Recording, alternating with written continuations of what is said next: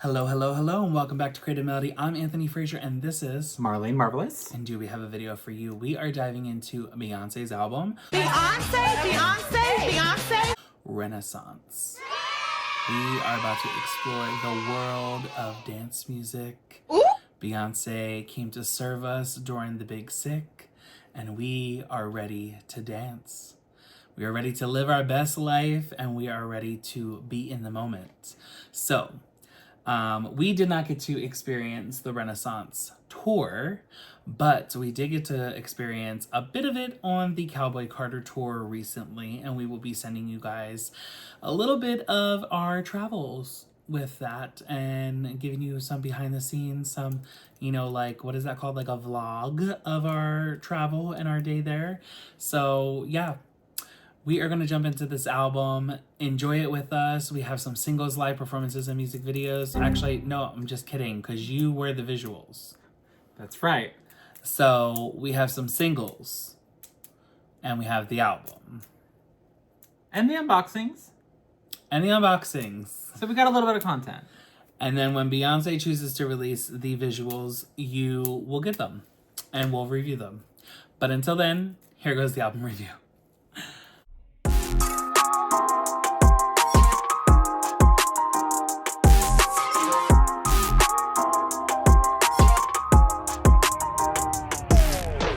Till I feel the vibrations. So we are going to start off with track 1, I'm That Girl. You know all these songs. Did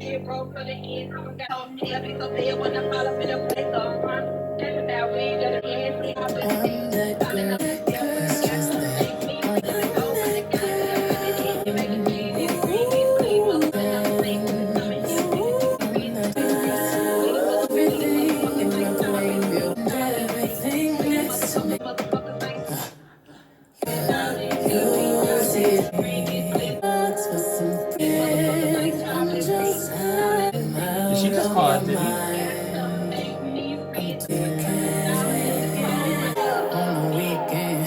Begin.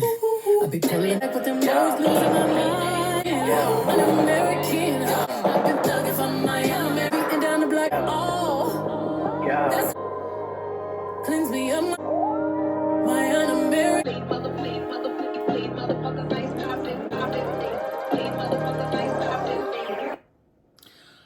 Okay, I'm That Girl. I think it's a strong opener for this album. I think it kind of really sets the tone as to where you're gonna go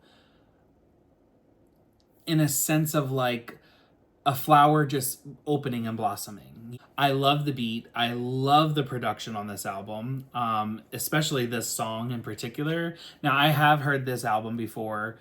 You have or you haven't? I have. Okay. So this isn't like your first time listening to it, but it's your first No. time diving in and reading the lyrics along. Yes. Okay. As for like what we're kind of going through, I do like what is being talked about in this song, okay? I do like, it's like the assertiveness and the demand for power because she feels powerful in the sense of being comfortable in her skin and who she is. And I really feel like that is something that is needed for women, right, in general, but even more women of color, right? I feel like women of color get beaten down so much. Like, if you're really looking at the totem pole of, black, white, and everybody in between, and male and female, and like who gets what and who doesn't get what, right? And who is the most hated of all, women of color are on the bottom of the totem pole, okay? Especially black women, right? And why is that? And it's because of society and how they have become indoctrined to keep black women not only at bay, but under the thumb, right? And I feel like this song is a good awakening song. It's good as in like, you're bringing forth the confidence, right? You're bringing forth the No, bitch, don't put your head down. Lift your fucking head up. You're beautiful, you're gorgeous, you're talented, you're vibrant, right? You wake up every morning and readjust your crown. And that's how I feel that this song is perceived, right? You know, it's not my man, it's not my stance. I'm that girl. It's just I'm that girl. From the top of the morning I shine right through the blinds, touching everything in my plain view, and everything next to me gets lit up too. That in itself is just, I feel like it's encompassing of how a woman should feel when she's confident, that she shouldn't dim herself because of who she is in relation to with a, you know, man or woman, right? And it also goes into the self-confidence and awareness of like, I get mine and people around me are going to get theirs as well, right?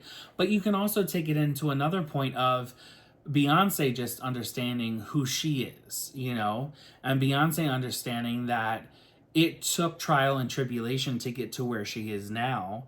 And she is only where she is now because of the confidence that she sets forth. She doesn't step until she is confident in that step. You know, she doesn't make a move in an unwavering place. And I feel like the lyrics can both lend themselves to relation to other people, and then Beyonce can have these lyrics in a way that feel self-empowering for herself. How about you? What would you grade this? I'll probably grade it a 9.5. I really do like the song. It's so sad that we're not like listening to it all the way through because I love how this bleeds in the cozy, but yeah, I'm gonna give it a 9.5. Okay. Yeah. I'm gonna give this a 7.5. Okay. You definitely hit the nail on the head when you said that this is kind of a introduction to the album. Mm-hmm. I don't know what it is, and I'm really, really, really trying to figure out. I think you said something that made me kind of realize that there is an issue with something about this album that I have. Okay. I don't think that there's anything wrong with her singing or rapping, whatever she was doing. Don't know what she's saying. I didn't know she sang. I thought she rapped or whatever. I don't think there was anything wrong with her delivery. You know, it's Beyonce. She's going to deliver how she normally delivers, you know, music and a song. That's fine. But there was something that was just so weird to have to hear you talk out the lyrics and having to hear her, again, sing and rap these lyrics. You know what I mean? I feel like that there is such a disconnect, almost, in a sense. It's weird. I don't know how to explain it, and I see what you're saying, but I don't know. Like, when I tell you I am struggling to mentally paint the picture of this song in my head, like, I'm literally like trying to grab any and every color on the palette in like the cans and the box, whatever. Like, I'm literally trying to find any colors to like paint a picture in my head right now, and I just cannot. Like, I just cannot connect with this song. I don't know. And then like even like the fact that I feel like once the beat starts kicking in and starts getting faster, I'm like, that's probably the best part of the song and the only good part of the song. Okay. It's just, I don't know. Can I ask, is it because it's not like structured like a pop song? Could be. Okay. Could be. Because I feel like, and I'm trying to be careful with how I word this because I don't want you to take offense to what I'm saying, but I also feel like it may just be a bit of not knowing the culture. You know, and I'm not trying to say that in a way that you feel attacked or anything, you know, but like R&B music isn't your first pick. Yeah. It really isn't your pick at all. You are kind of brought into R&B music when you're around your friends, like myself and Yeah. Junior and Marilyn, you know? A lot of Beyonce's music comes across like this since kind of like the Lemonade time. It comes across more like slam poetry, right? It comes across more, and I'm not trying to relate the two, but well, I'm not taking that. I'm not doing that as a dig, but I'm not trying to relate the two as in like Beyonce is not pop because Beyonce still is pop. Pop lives in Beyonce, right? But so does R&B, and so does rap, and so does hip hop, and so does, you know, poetry, you know, so does the way that she writes. Like, I feel like you, and I'm not just calling this out, but you are very, when it comes to rap, you are very, Eminem is your favorite rapper, right? Yeah, Eminem, Nicki Minaj, Azealia Banks. Right, which are more the poppier artists of rap, right? And I'm not saying that top 40 isn't great, right? But what I'm saying of this particular thing, I feel like Beyonce approaches this album the way DMX approaches some of his music, you know? There are the songs that are the top 40 songs for DMX, right? But he also has where he can sit down and he can just kind of do like a slam poetry, right? Where he talks in particular the moment where he talks about the industry, right? Where he did the spoken word on the industry. That is kind of like how this is, right? Beyonce's just going at this song from a different stance to relate to a more specific, you know, group of people, right? She wants this music to be consumed by people who understand it. She wants people to be able to hear this and open up their ears because and I feel this way. It's not that I know this. I didn't sit down and talk to Beyonce. I have no idea what she actually thought when she went into the studio.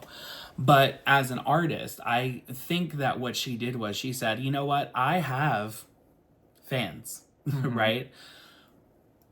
But what I want to do is I want to speak to my people in a way that my people will understand, and the people who care enough as my fans, who aren't just here for the top 40 hits, will at least pay attention and try to understand, right? And I'm not saying that you're not trying to understand. I'm just saying that it's kind of going over your head, you know? Okay. In a point to where you're like, you're not hearing the catchiness behind it. You're not hearing the pop chorus, and so immediately it's like there's nothing to retain the attention, right? Whereas more so you need to look at this from a story, you know, like a poetry or like a spoken word, you know? And that's how I feel like it would kind of cross over more for that. Like, Okay. this isn't, when it comes to Shell, right? Shell has The Cure, which is more geared towards the chorus, right, of The Cure, but it also has the storyline, right? And even Hashi, you know, Hashi is more like that spoken word, right? She has that story. She has that message that she's trying to get across. She wants you to be in the world with her in that picture. And she does have that catchy hook, right? She does have that through line that you're kind of seeing through, but in the end, she's telling this story as well. It's not really pop, it's R&B, you know? Okay. You know what? I think I finally figured it out. It's because there is no story. That one part that you just were reading, to me, has more like of a story and sounds better as a story than really some of the rest of this the rest of this song. Like, I just, like, literally the way that this, like, the first lines that Beyonce's saying, I'm realizing I'm like, I don't care for it at all, because to me, like, diamonds and pearls, okay, cool, girl, like, you're about to say that for the rest of this fucking album. Like, literally, I feel like probably she's gonna mention diamonds and pearls and all that shit fucking throughout the rest of this. I pull up and these clothes look so good. I feel like we're gonna hear that line like probably 5 times in this album. But I think that that's just kind of what it is. I think it's just like I think there is a lack of a journey for me at the very least, that I just don't really, again, that's kind of where I'm like, where are we starting? Like, I don't feel like where we start, like, I feel like the line that you read is where we should have started, because you're waking up in the morning. I'm like, okay. But this is the forward. What she's saying here is the forward. I pull up in these clothes, look so good, 'cause I'm in that hoe. You know all these songs sound so good, 'cause I'm on that hoe. Dead ass. Dead ass. I'm dead ass, right? When she's saying that, she's not saying like dead ass just to say it, right? It's not like an ad lib. She's saying it because it's more of like how she's saying it. Dead ass. Like, duh. And then she's like, but I'm dead ass. Like, she's trying to let you know, like, I'm serious. Not I'm serious. The first one was I'm serious. The last one was like, if you know, you know. Okay. Because, like, what she's trying to assert here is that on the outside, on the exterior, when she goes into these parties, when she's in these rooms with these high whatever society people, she's that bitch, right? But in real life, she is that bitch. It's not about the diamonds. It's not about the clothes. It's not about the songs. She presents herself as this empowered person, right? She's that bitch. She is that girl. She's on that, and it's something because she's on it, right? Everybody takes it into, oh, what's Beyonce? It's Beyonce. It's Beyonce. But she presents herself as Beyonce. You are Beyonce. And she gives this grand gesture of Beyonce, but she's like, don't get it twisted. I am grand because I think I'm grand. And I feel like that's really the message of the song. The message of the song is the empowerment part of it. And that's what she's trying to tell the listener, is like, I'm empowered to be Beyonce because I present myself as Beyonce. I'm not empowered because of the clothes and the diamonds and the pearls. And that's what I'm saying. Like, the analogies behind this and kind of how she's saying it isn't so literal. She's using these analogies in the context of creating a picture to make it sound less literal. But the people who understand these analogies are getting them. Okay. You know what I'm saying? I'm not trying to like down you or say like you're dumb or anything, right? Sure, Jan. I'm just trying to help you understand like the way that it's being sung and what she's saying. It's to make you think about what she's talking about. I mean, I think at the end of the day, I'm just gonna chop it up as it's just the writing. I feel like the writing could have been better. Okay. We're gonna go into track 2, Cozy. This a reminder.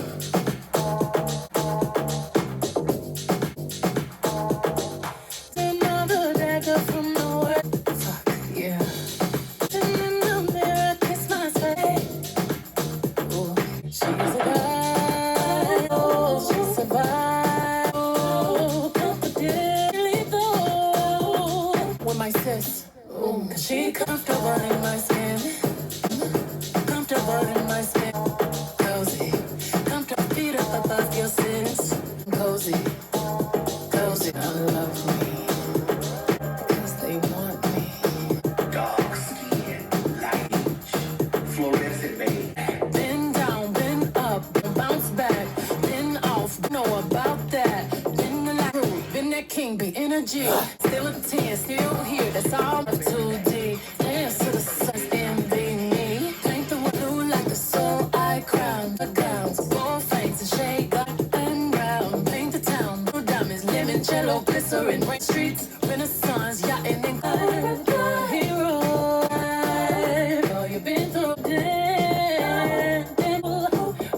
suggest you don't fuck. She comfortable. Cozy with who I am. Cozy.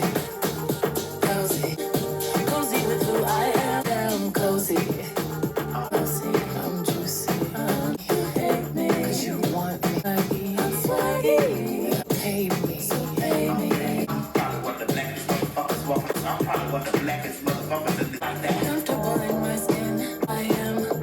I love myself. Cozy.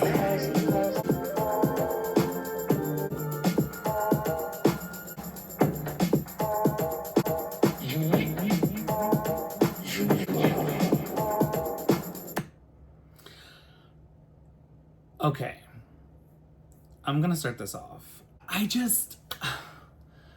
I really do love the writing on this album, and I know that you are not gonna agree with me, but I really, really love the writing on this album because she is asserting so much in this.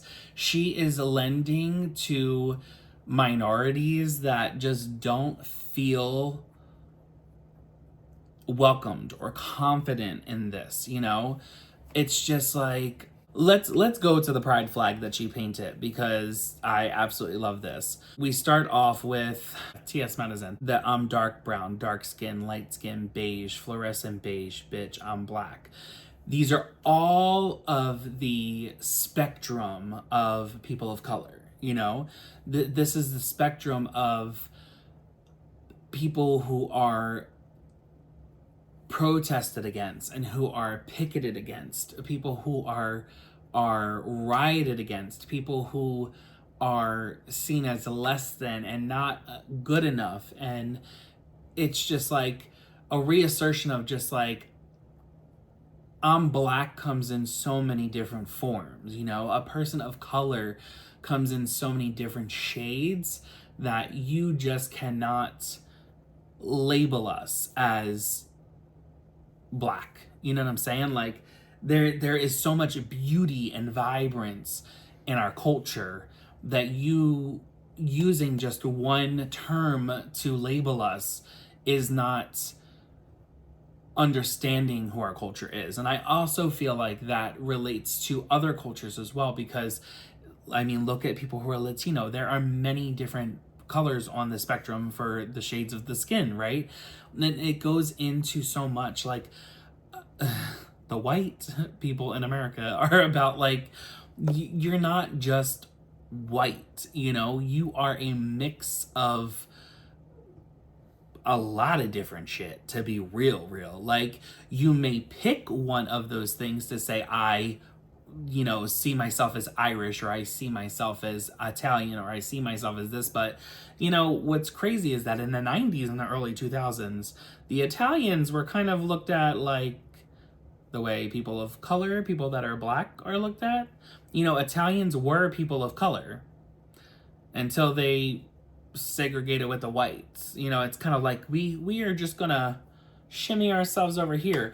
You know, now we're not seeing the mobster movies. Now we're not seeing the gangsters. Right now we're not seeing the segregation of people who are Italian as a bad villainous thing, right? Now we're seeing people who are more of the dark skin, and we're labeling them to be black or Mexican, right? We're labeling them to be black or Latino, and that's about it. And I love that this is stated here, the shades. And again, this doesn't even encompass all the shades, because obviously if you look at Rihanna's line, she's got what, 286 different shades on her line. So Essentially, yeah. get acquainted, right? This part, been down, been up, been broke down, bounced back, been off, been on, been back. What do you know about that? That in itself, I relate to this so fucking much. Like, I've been beat down, I've been built up into being fucking gaslit. I've been told, oh, this and that about your life. You're gonna go ahead, you're gonna do this, you're gonna do that. I've ridiculed myself. People have ridiculed me. I have been down financially. Like, there's so much that I relate to in just that sense of it in itself. But also in the the LGBTQ life, being gay in itself, right? There is just so much that society has kind of put on to deem one as either not good enough or beneath or less than, or and it really sets you in a mindset of just a bunch of negativity to kind of put you in this depressed, anxious state, right? And right here in what she's saying that she has been there, been back, and been again. She has been through trials and tribulations. She has walked through the fires, and she has built herself up just to be torn back down by the media, by the public, by everybody. She's been off, been on, and been back, right? It's just like people who can't relate to, and I say this about a lot of people in my life who have always said shit about my finances, but like, if you don't know what it fucking is like to live paycheck to paycheck, to literally get your paycheck and pay as much of your bills as you possibly can and still go without, we don't relate. We're not in the same boat. You know what I'm saying? Just because, oh, I've had debt before. Girl, debt is one thing, right?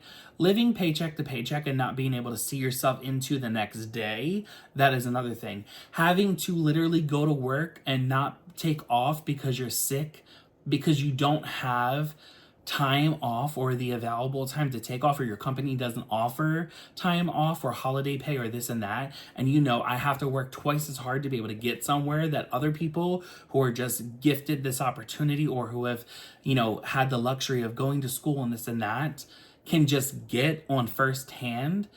There are people who can't relate to this scenario, right? Let's not compare where we don't compete, okay? So that's that. But then she goes into the lyrics of been the light, been the dark, been the truth, been the king, bay energy, been thick, been fine, still a 10. So she's saying she's been the positive role model. She's been the negative role model. She's also been the voice of reason and the truth.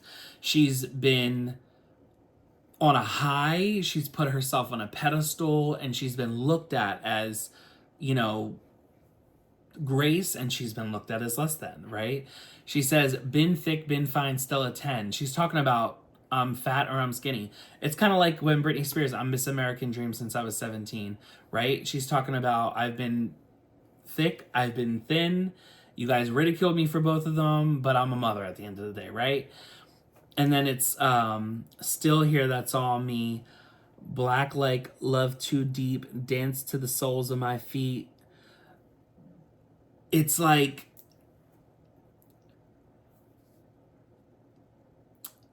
living in your passion. I'm gonna rate this a 10. Go ahead. I'm gonna give this a 9.5. Honestly, reading the lyrics helped this a lot better because before I just can't really understand what she's saying. So I really like the lyrics here in this song. The song's musically is okay, but I think the lyrics definitely carry the song itself. So, and her delivery in it too. Okay. Next up is track 3, Alien Superstar. Please do calm. Do not attempt to. The DJ booth is conducting the entire system. I'm one of one. I'm the only one. Even waste your time trying to compete. No one else in this world can. I'm twisted. How kind him addicted. Lies on his unique. That's what you are. Crystal off the bar. Bitch, I'm the bar. Whip. Forever I'm that girl. Oh baby, I paid them all in gold. Oh baby, you my love. Oh baby, you my love. Put on eyes on you when you perform. Mastermind and haute couture, masterpiece genius. Patty cake on there is Tiffany blue. We don't like plain. I'll have a rodeo, then you come. You see pleasure in my glare, the effects you have on me when you stay. Yeah, I swear forever I'm meant and ooh, baby, to be touched. I make them cheer with my love. Ooh, baby. His lips, my hands, that's where his ego will find bliss. That can compete with a cinnamon kiss. Music when you speak, you're so unique. That's what you are. Mirror on the bar, bitch, I'm the bar. Walk a certain way, we talk a certain way, paint a certain way, we make love. These things we do in a different, it's personally ours. Just reaching out to fly it over, bullshit, we flip a natural love up in the air. I just talk much about how it pull me closer.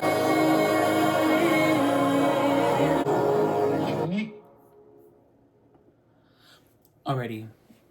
Again, she is painting the idea of the empowerment that you have as just an individual. Just she is more specifically talking about the culture. She's talking about beauty and representation in the culture, and talking about, you know, and specifically the lyrics of, we dress a certain way, we walk a certain way, we talk a certain way, we paint a certain way, we make love a certain way.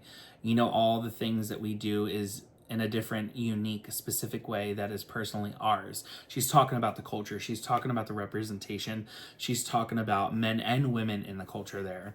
But she also is painting the picture of how beautiful the body is. And she is comparing it to diamonds and pearls and the inexquisities of these precious things, and how it's precious and yet works harmoniously with other guy things in, you know, the culture, you know, and man and women, and when they're together, and, you know, how they make love and stuff like that, right? She's also talking about, you know, in the beginning, she's kind of got more of this like pose, right? She's got more of this ballroom scene analogy that is kind of going on. She's kind of painting it so that it is representing the culture, right? But also representing the ballroom and where it started and how it got its footing, and that it was once deemed as like different and we don't want to be a part of it and this and that, and now it's looked upon as like something that is precious and timeless, and it's a moment of history that can't honestly be replicated, you know. And also kind of shining light onto gay culture in itself as well. And I feel like there is a very harmonious thing that happens between people of color and the LGBTQ community, where we also don't find ourselves accepted all the time when it comes to majority of the men in Black culture. But I also feel like that is also indoctrinated from growing up in the world and the society that they kind of lived in, because they've always been told that they had to be the man, right? They had to be the protector of the house, and they had to go to work and basically do and be all these things, and so much pressure was put onto the shoulders of them that if you're not seen as a man, you're seen as less than, right? And now I also think that this has become somewhat culturally unacceptable to accept somebody of color also being somebody who is going to be gay or a lesbian, right? Whereas I think lesbians even kind of get more of a pass in Black culture. But gay men are kind of looked at as even less than, right? Because lesbian is kind of looked at as like, okay, well, she's strong, she's got this, right? But a gay man in Black culture is kind of looked at as like, you're not carrying yourself in a way that is stern and a protector and somebody who kind of like can wear this armor, right? And so I think because of what society has kind of deemed and put on Black people in general and people of color, that it has created this kind of stigma around also being in the LGBTQ community.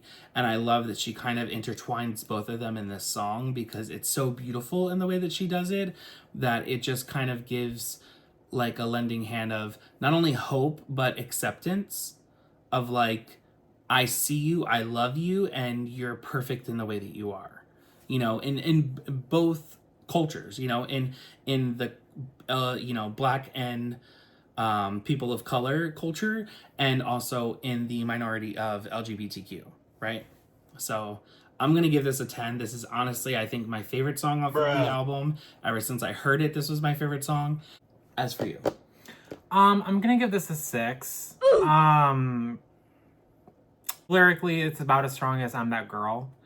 I feel like that we're trying to incorporate way too many different ideas and things. It's supposed to be alien and ballroom and like I don't get it. I don't get it. There is too many different things.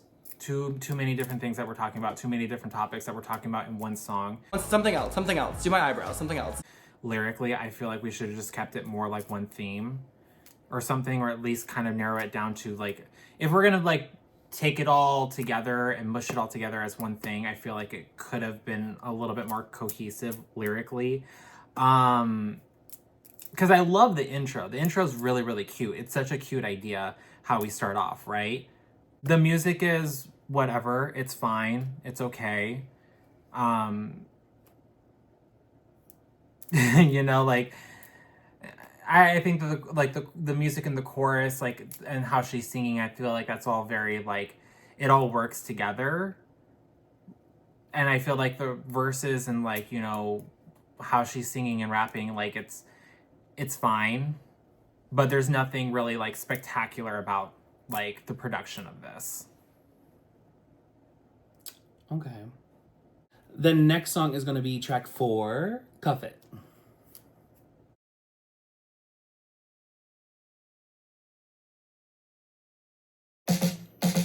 I feel like falling in love. I'm in the mood to fuck. I don't fucking something I need some. Hey, I'm in love. I need a prescription. Can I sit on top of you? It's been when nobody's like this. Black light. She's mine. Tonight. Tonight. We gon' fuck up tonight. See stars. Touch you need that. Still feel like falling. I'm up in love. Crossing these four walls. Don't miss this road.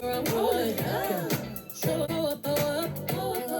I clean it up. When nobody's been. Have you ever had fun? I need a prescription. Yeah. Can I sit on top of the night? Look it up on this spaceship's fine. Legit, come and fuck up the night. We getting fucked up tonight. We gon' be fine. That's you see, you elevate. That's you feel like falling in love. I'm in the mood to fuck some.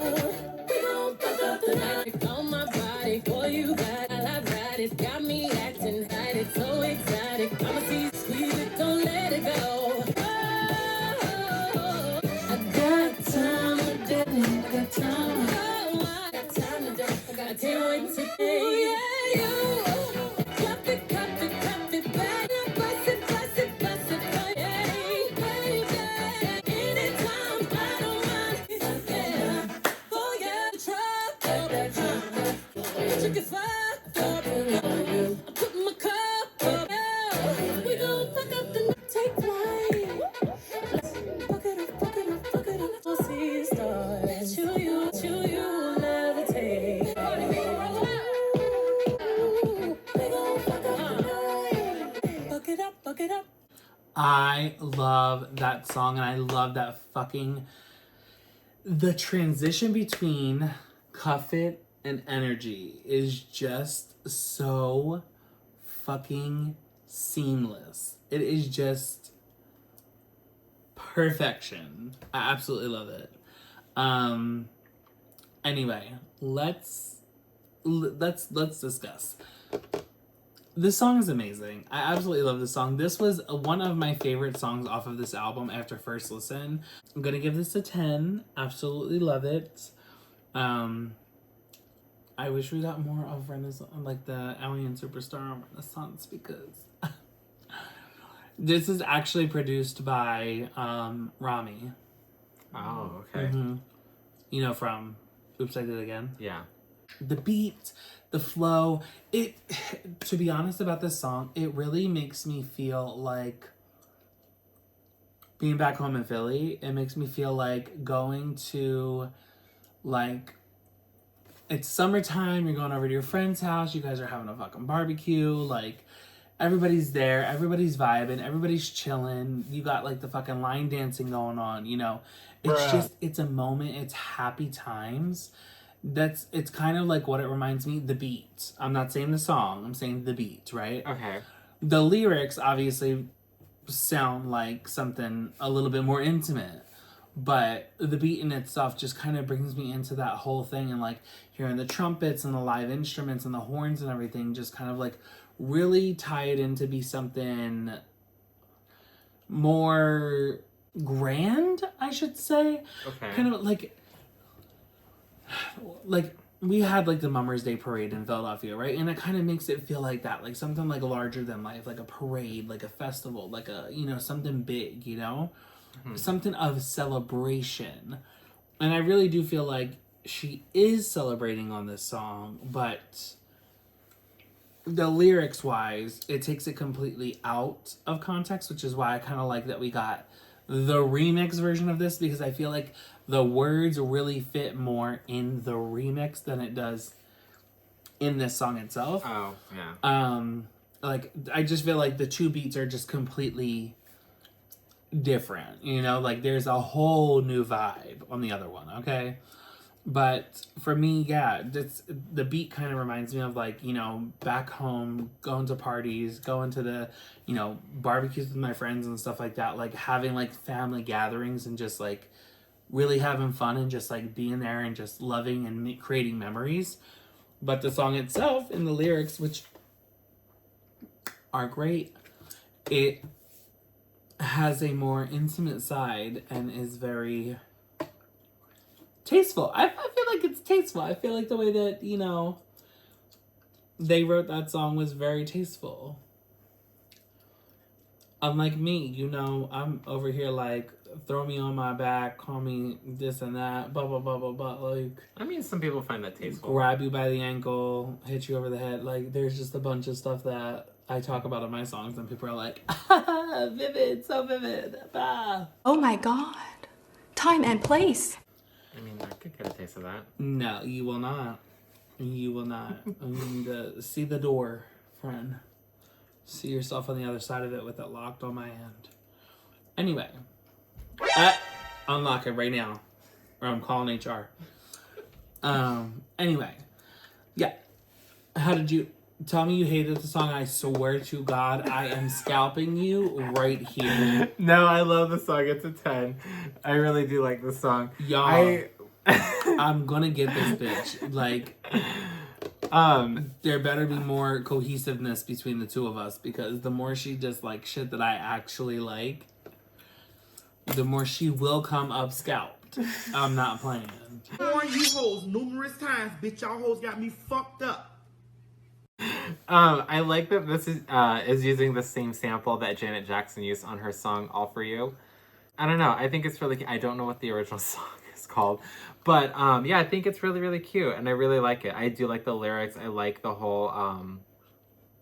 I like this, like, new beat for the song, like, from the original song of itself, you know? I don't know. I really like it. It's cute. And I feel like it really fits and helps the album. The next song is going to be Energy, track 5. On stage rocking out stir crib like 1980s. Come let me be energy. Energy. Just vibe. I don't get out of line. Ooh, pick a side. Double lines we cross is dollar sign. Hold up. He just got paid, make it ring. She my Cancun, he knows it. Wave in the room, the crowd gon' move. Around everybody on mute. Look around, it's me and my group. He was on stop mode, his road, no pause. Chuck tunes like Kodak, energy. Yeah. Raw dinner, you know that we do that. I'm gon' be extra. In the camera waiting like that. That's the way them boys sound when I walk through the block. Was just chillin', minding up in there, ceiling, sipping it up. Flicking you all in your feelings. I'm daring, your man staring with derringers, cause them Karens just turned into Stop mode, got force. Chuck too much, get with energy.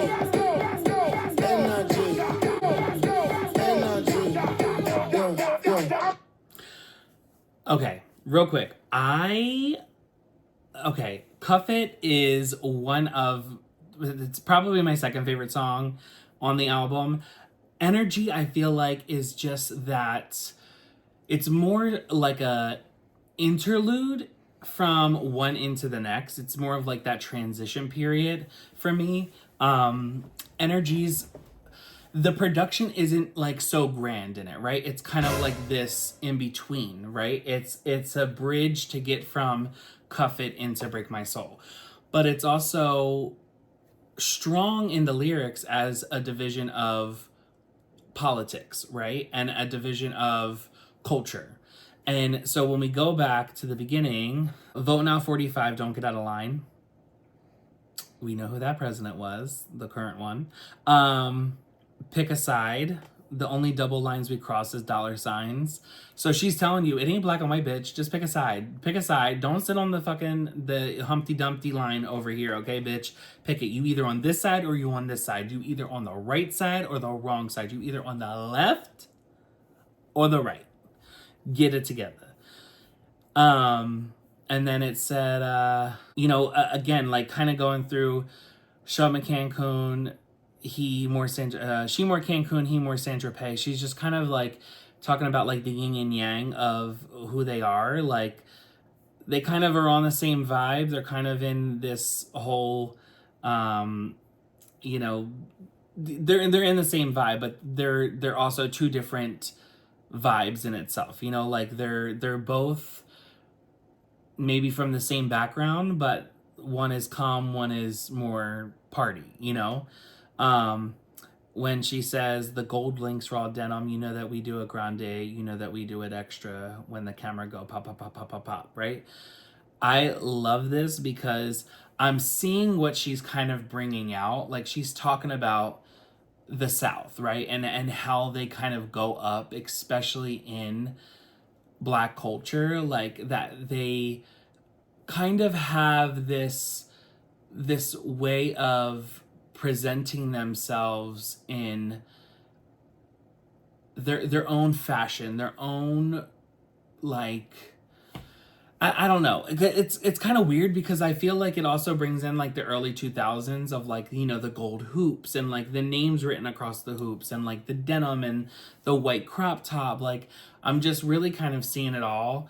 And that's kind of what's going through my head, but it's also kind of like comfort, like comfort look and comfort clothes and kind of just like your everyday wear of what you do and how you hold your fashion to a, like, this is our standard, like this is where we draw it back to, sometimes this is like where we are at our heart.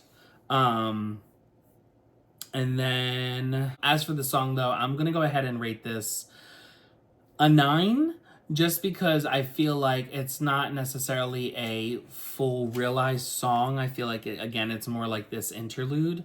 But I do think it is imperative to have with Cuff It and Break My Soul. I feel like it's that great. It helps paint the picture more and how these two songs not only relate, but the conversation between the two of them. How you get from one and into the next. But yeah, Yeah, I mean, I can see that, especially like with the production. I think the way that all these songs have like blended together, you know, it is really good. As far as for energy, I'm gonna give it an 8. Okay. I just feel like that it's the song and the production really switches up weirdly for me. Like, I don't know, it just is such a harsh change like halfway through the song.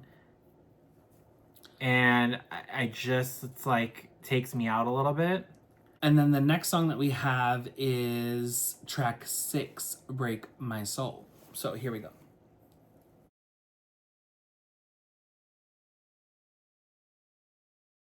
I'm about to explode. Take off the slow and make it go.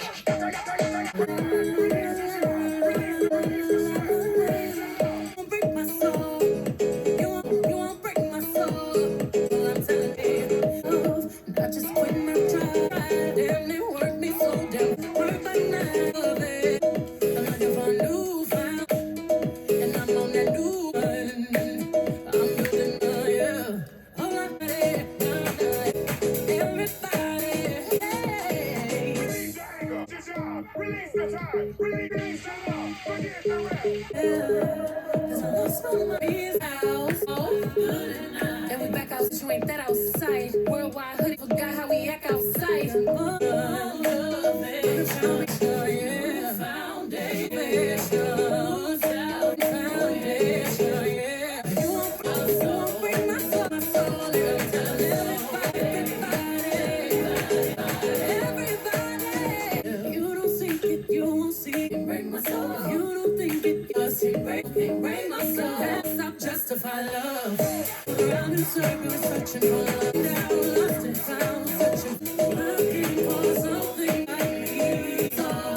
Oh, you won't break my soul. Telling everybody, everybody, no, you won't break my soul.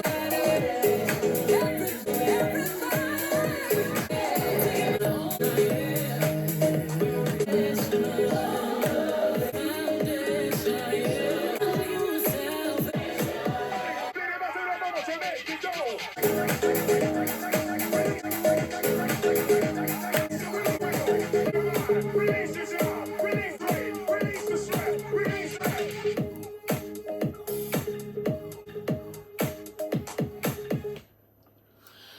I'm about to live my best life at this concert, especially if she does any of these songs. I'm gonna literally die. I love this song. I absolutely love it. I'm gonna give it a 10. Can I just say, like, when we were in the pandemic and this song came out, I was like, okay, Beyonce. She read the room, she understood the assignment, she said, these people need to stop crying, they need to start dancing, heavy breathing. We don't care, girl. Let it loose. Give us the moment. and she gave it to us. And honestly, I absolutely love this song. It was one of those earworms that you were just like, even if I hate the bitch, I can't hate the song. You know what I'm saying? Yeah. Like, I just feel like it just... Katy Perry wish. You know what I mean? Like, she wished she was getting this on 143, and she wasn't. She wasn't given any of this. This song was just so good. This album, I cannot wait until we get into this album. Oh my God.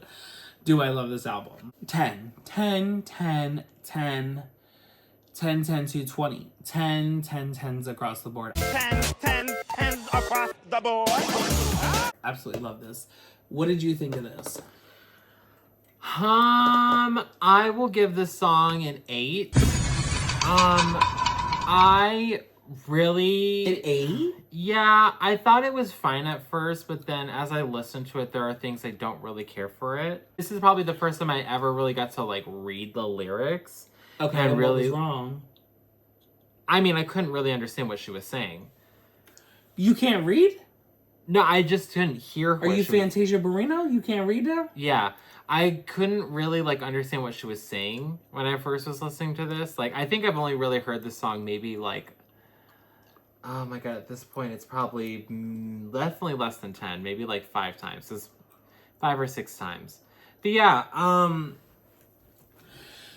Hold on a second. Hold on, friend. Because you literally fangirl over Ariana's song every single time the bitch comes on.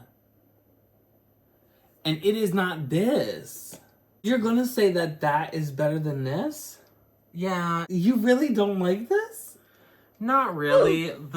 I like the production's fine. Yeah. I think the lyrics are cute. I don't really care for like the Big Frida part. I feel like that's what kind of takes me out a little bit. I feel like it's like we're like she's the hype man.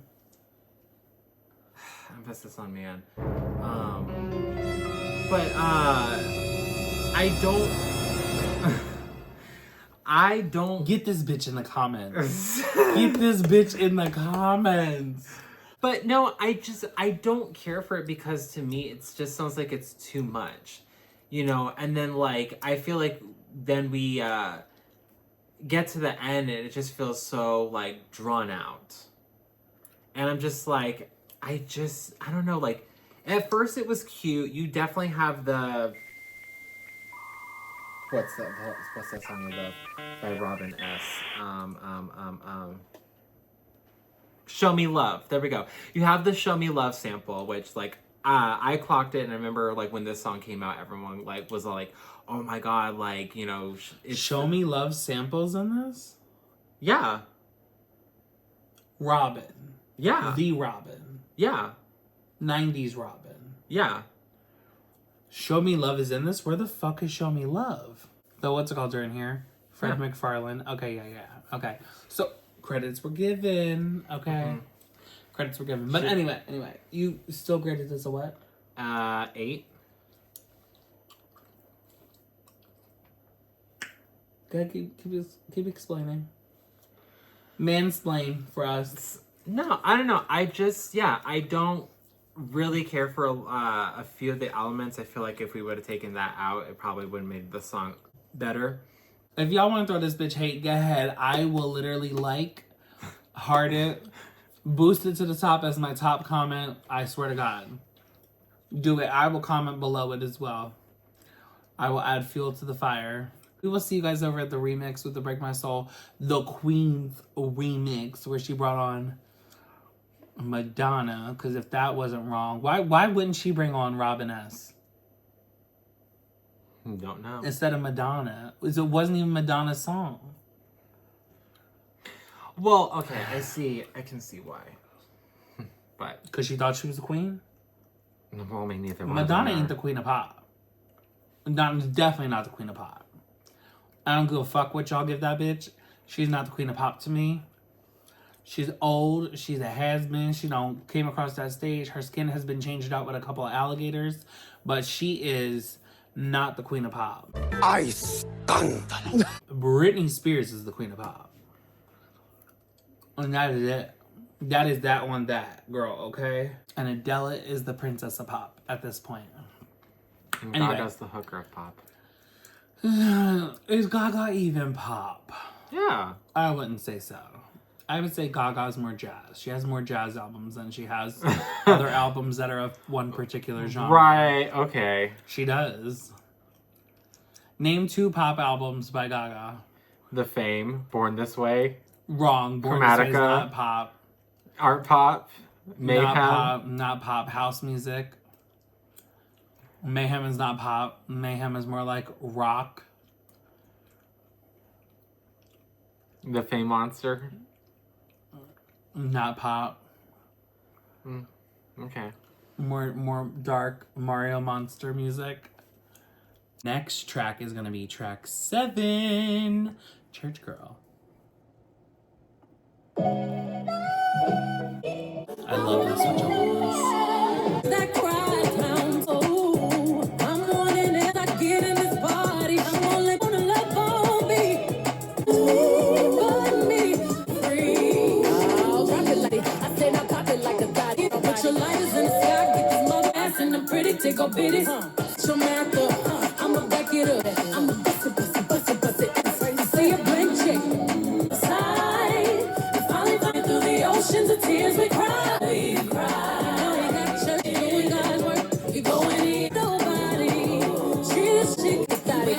I drop it like the body. First girls acting loose, bad girls acting. Let it out, girl. Twirl that ass. I said I drop it like the body. Drop like a Richie Church, girl. Don't hurt nobody.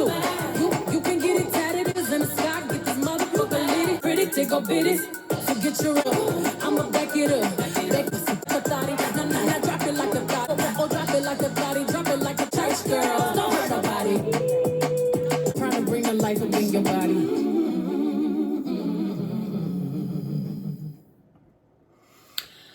Okay, so Church Girl. Now listen, when I first heard this song, I was not keen to it. I was like, okay, she is trying to bring back the Freakum dress. She is trying to give us a little bit of the B-Day. And I was like, but it's not B-Day, Beyonce. It's not B-Day, you know? This is a different song and it's just not fitting it, right?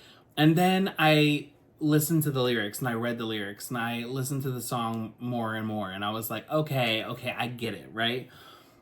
This song is just that feel-good song. This is the song of, I need a release before I repent, right? I need the stress of my life to kind of be carefree and go away for one night. And that's on a Saturday, okay? Because on Sunday we go to church, right? On Sunday it's going to be God's day, but on Saturday we is going to go out. We is going to act a fool, and I don't give a fuck because I need to shake this stress.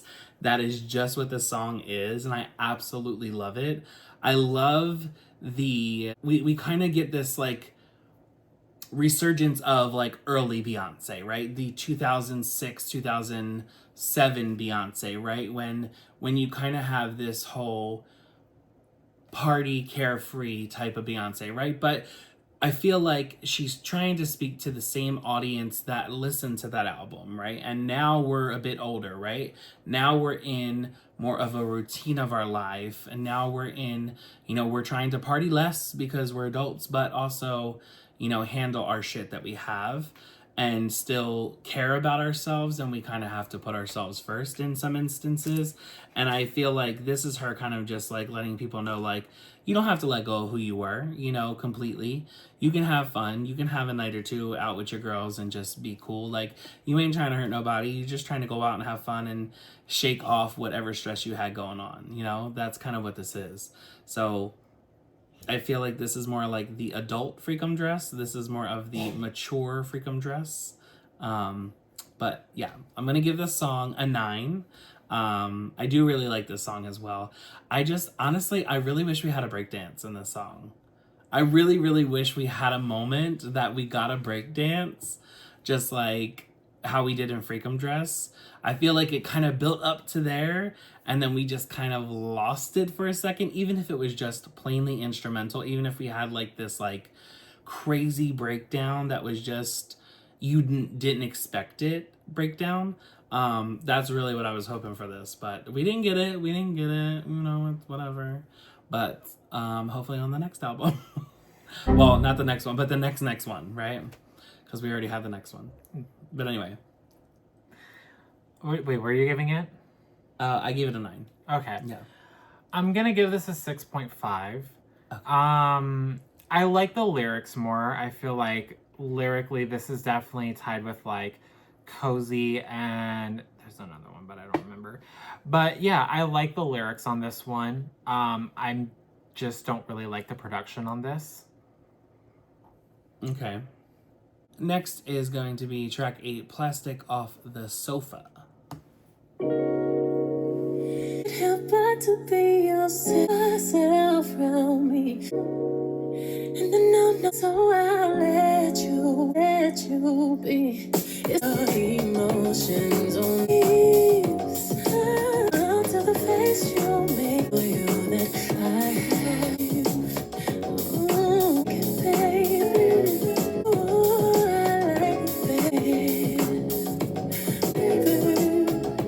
like it, baby. Won't be too hard on you. Boy, always be your secret weapon. No, you're and I know you had it. And you let your feelings away.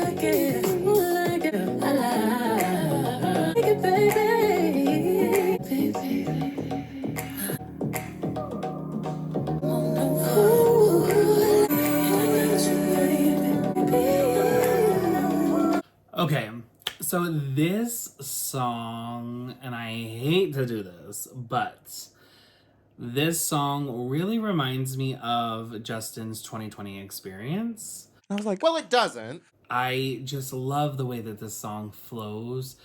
It kind of just, like, the beat is there, right? It kind of just allows her vocals to just be the star of the show.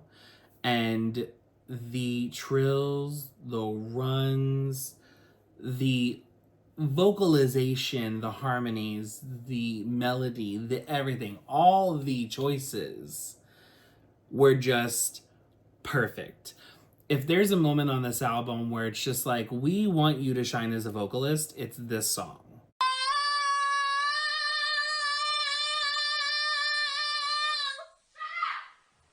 Yes. This song through and through, and I feel like it also is placed pretty well in the album to kind of give you like, okay, we kind of created the storyline thus far, we kind of set the theme of what this album is going to be, now we're getting to have some fun, right? It is a more sexual song, right? But in the same sense, we're also getting Beyoncé in her, like, I wouldn't say in her prime, but like in her element. Yes, definitely in her element. She is in the sweet spot that she's always been. She is showing you, you know, I may not always be looked at as the vocalist because I'm also creating the hits, but I'm here to show you I am the vocalist and I can do the hits and I can do the vocals. I do also love this song in general just because of I'm always that more vibey, sexual kind of person when I do music myself, so Ménage à toi. this song kind of speaks to me. I also love the challenge that everybody did with Beyonce's runs and, you know, kind of going over the you know, huh? Oh, I didn't know about that. Oh yeah, it was a whole challenge. Like everybody was doing it. Tori Kelly, I think, even did it too. But everybody was kind of going in on it, and so they were putting their own version out there of like, can they actually do the run? You know. But yeah, so good. I'm gonna give this a 10. So yeah. I'm not gonna lie. For me, at first, this song was an 8, but as I was listening to it, it came up to a 9. I do like what she's doing with her vocals. I think that they're really great. I love the production on this song. I think it sounds really, really great. Lyrically, it doesn't go anywhere much. Like, some of it I think is really good. I think it's really nice that you get that picture. But then after, like, at some point we just kind of lose the picture here and there. But, I mean, overall, it's not a bad song. It's still, I think it's one of the stronger songs off this album. But. Okay. I will also say that I think that this song would fit perfectly on Beyoncé, the album. Just because I think that this song would go well with this would go well with Blow. This would be a nice song either before or after the song. I think that this would do well, and if she's ever doing this on tour, I think that she should kind of marry those two songs together in this sense. Even though my father, Justin, was one of the writers on Blow, or producers, I don't know, I forget. Next we have track 9. It is a Virgo's Groove. Here we go.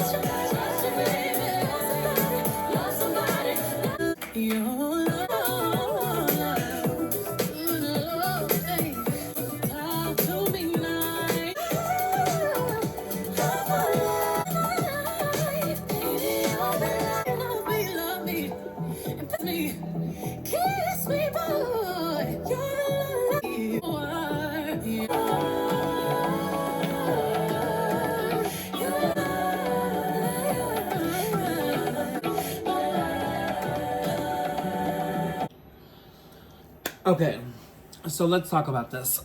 This is one of the songs I still like, but I'm not like obsessed with, right? On the album. I feel like this song is more so here.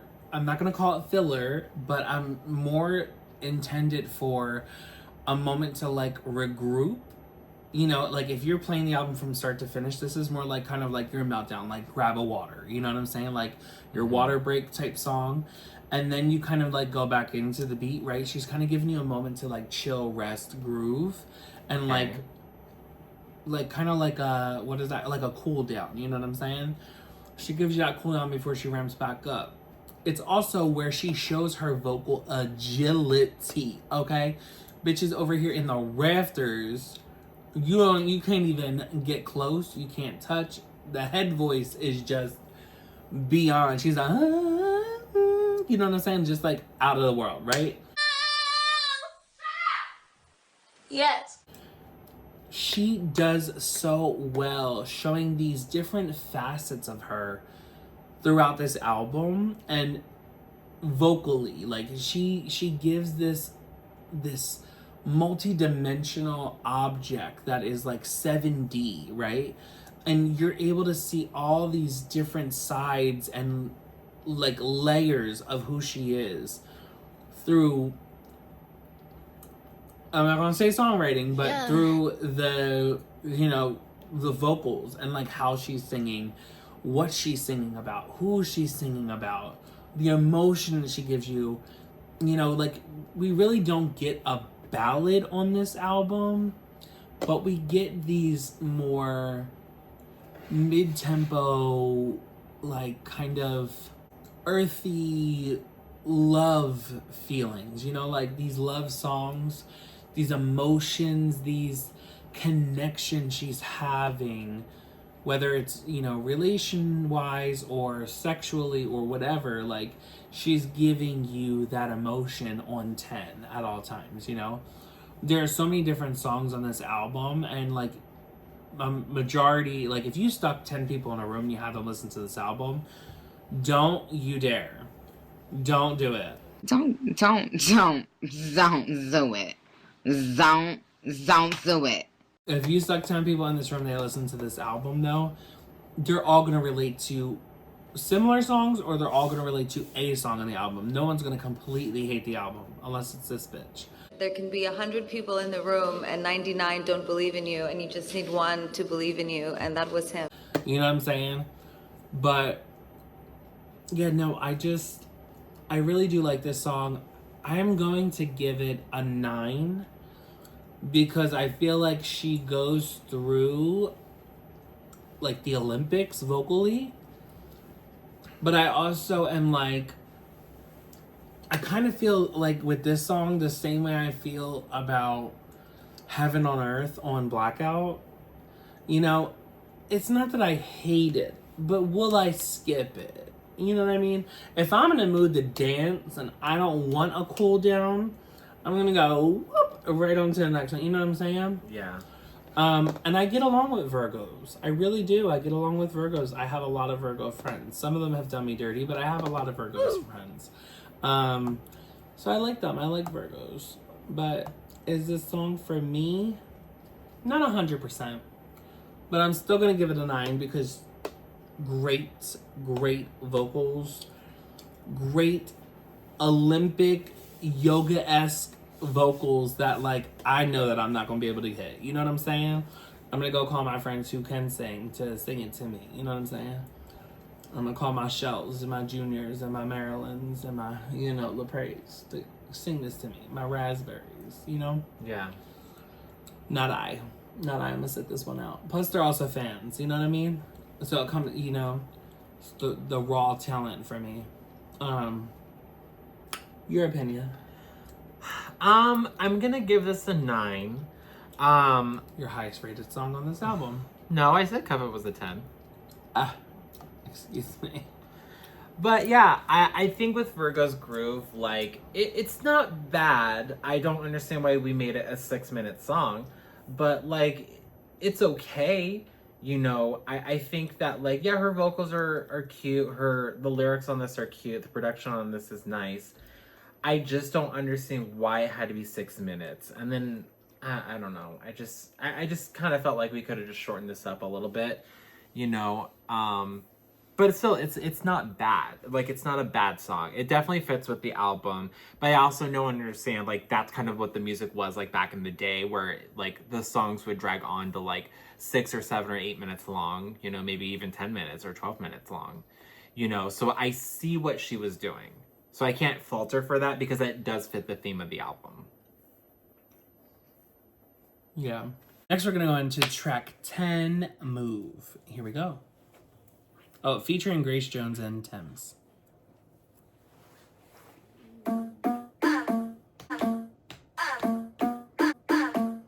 Move out the way. I'm with my girls and we on these space. When the queen come through, like the rest. How many times struck up? Humble like we probably get turned into trouble. Cause we struck up, it's struck up. Money. Don't make it turn into trouble. Jungle. Move, get 'em move. Anything held against you, you have to move off, make room. Big boss on the move, yeah. Bounce. Everybody around me. Bounce. Pick it up like you found. Hit my girlfriends, cake, lyrics, and champagne. Gin can glisten the discovery. Watch my perfect face. Move out the way, we on these things.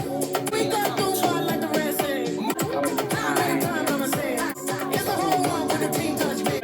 Who this girl in the back of the room? It's the girl in the back of the room. Who this girl in the it's the party. Me, I don't need to call, yeah.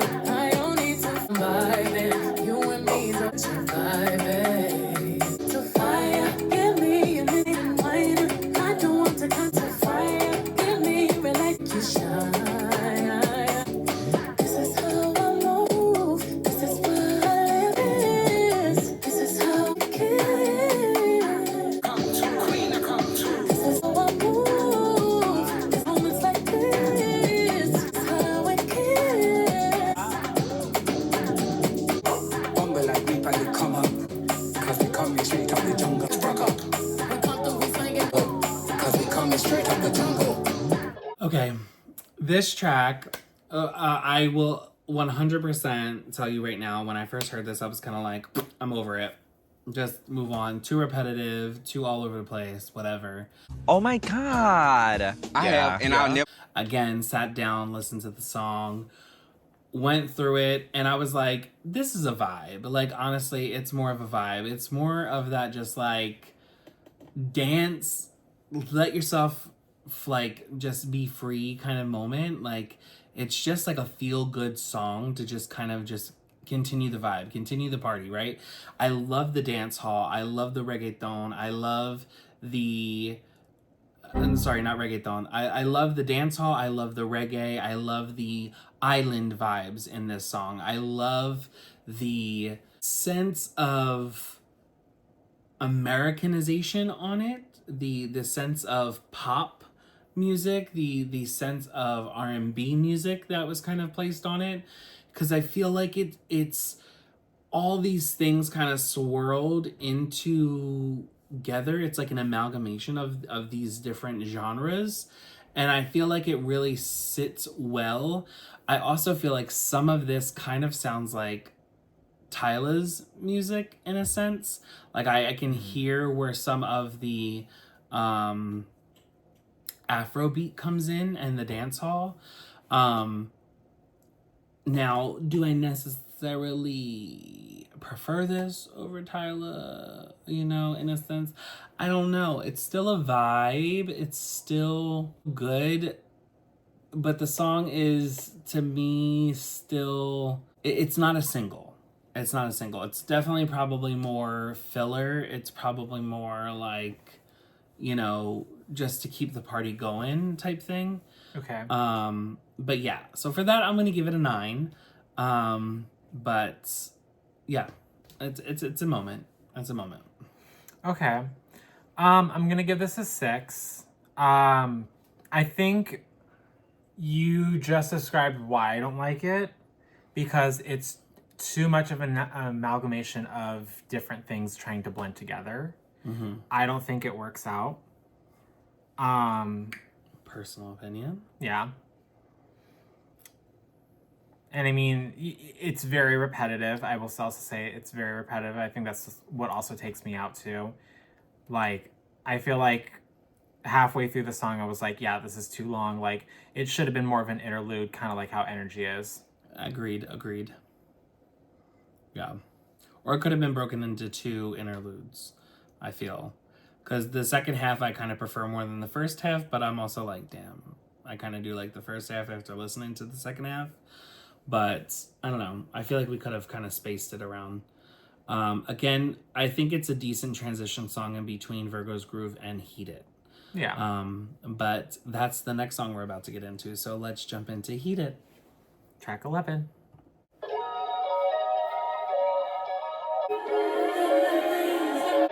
Got a lot of bass, got a lot of soul, got a feeling. Like Coco Chanel. Yeah, a lot of years, really think you get one step off. I gotta feel myself. Oh, Put a mind like this, place and time like this, so fine like this, it's so wine like this. Only a real one could baby, only the radio could play my patience. Got a lot of Chanel on me. Oh, I gotta feel myself now. I gotta cool it down. I got a lot of smoke. I gotta cool it down. You got me feeling. A lot of reservations, whole no conversations, whole lot of time, whole lot of niggas been waiting. They want any and a bro, we can get involved. I'm just as petty as you are. Only a real man can take. Only my baby.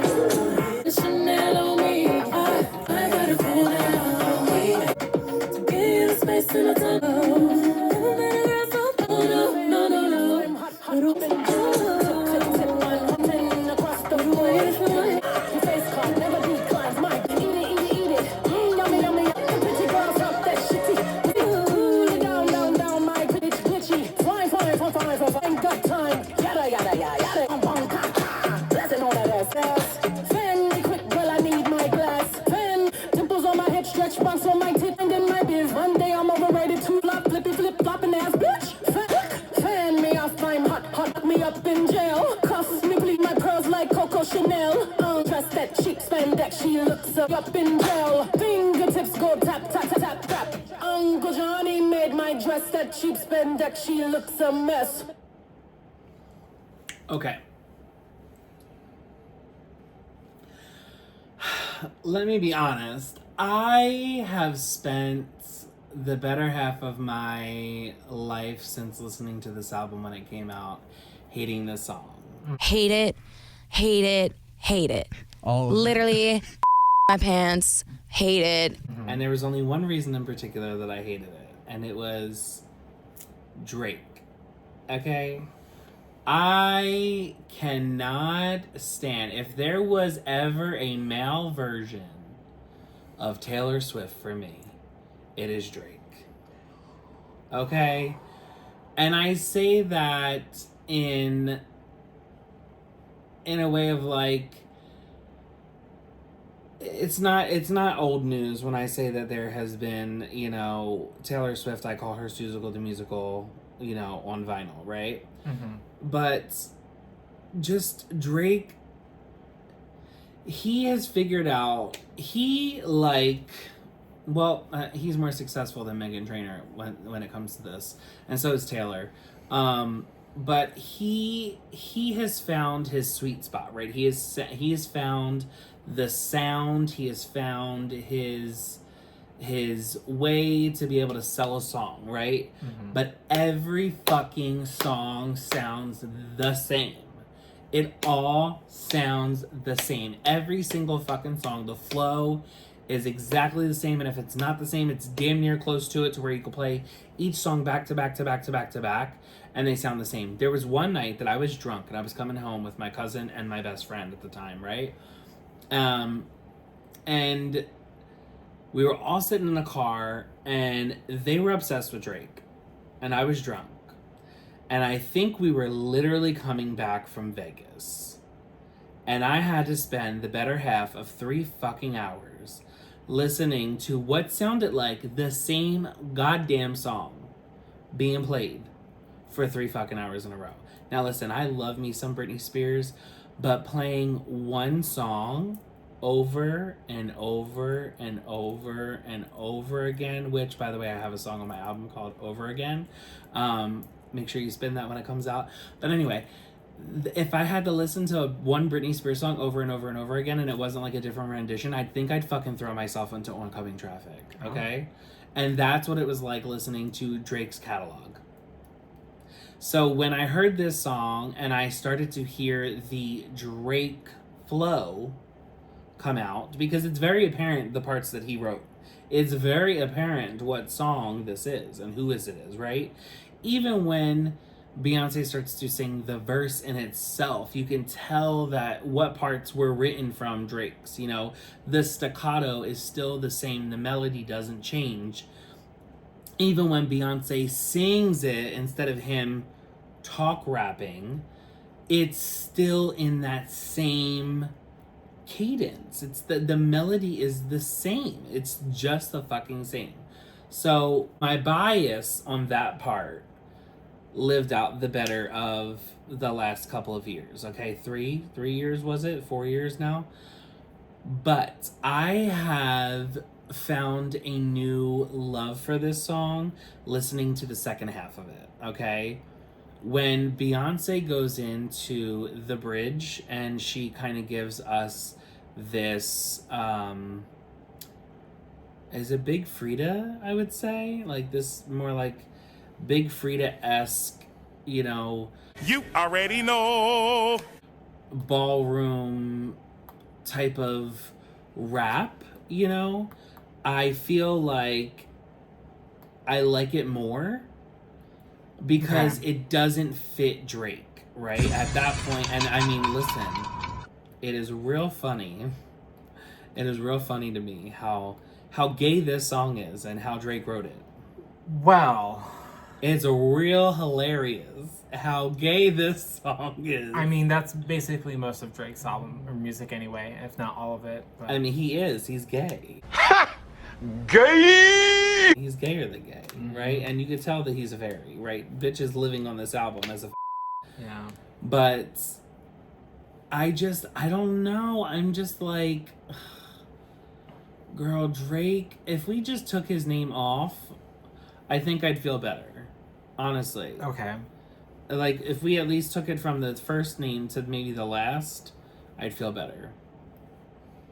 I really just don't like his staccato, his vibe. Okay, so I'm gonna give this song a 8. I'm gonna give it an 8. I like that the production kind of gets better over time. You did mention before to me that Drake did write the song and that's why you have an issue with it and you can hear it. And to be quite honest, I didn't hear it at first. Now knowing that information, I literally can hear the parts that Drake wrote and I'm just like, okay, it's whatever. It's the parts that I just tune out to. But the second that we get to the parts that aren't written by Drake, it's much better. Yeah, that's kind of where I'm like sucked in more. I'm like, oh, okay, I see what the problem is with this song. So yeah, but I don't know. I do like the production on this, and I kind of do like the lyrics a little bit on this song. But again, the parts that Drake did right. Illiterate. That's where I check out. So yeah, same. What did you rate it? An 8? 8, yeah. Okay. Period. We're gonna jump into the next song, which is Thick. Track 13. 12.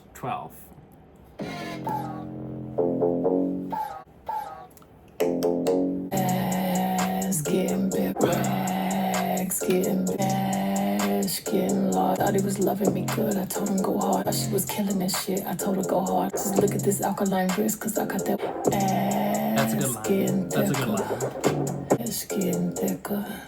That's that real shit. Champagne and cherry, baby. That's that ball dry on.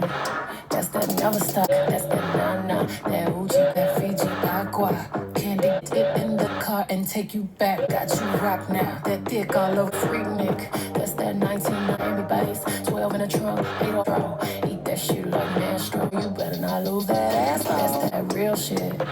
That's that really nigga. That's that ball drop. That's that never stop. Baby, that's baby, that's look at this shit. That's that grape and cherry. Cut that bitch like culinary. Money make it count. If it's lost, that shit down. That's that summer, that's the number. That's that joy, that's that stylish. That's that I don't do this, you do to me. That oh, you crazy body, limousine. You gotta make magazine right. Body right. Tell me how bad you been wanting it. And how that girl out here might be sleeping in. Swimming fit on that bounce it, bounce it.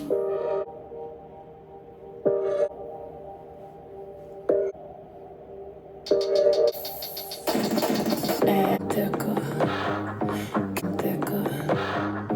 larger, harder. That's that thick. That's that thick. Baby, that's that thick. That's that thick.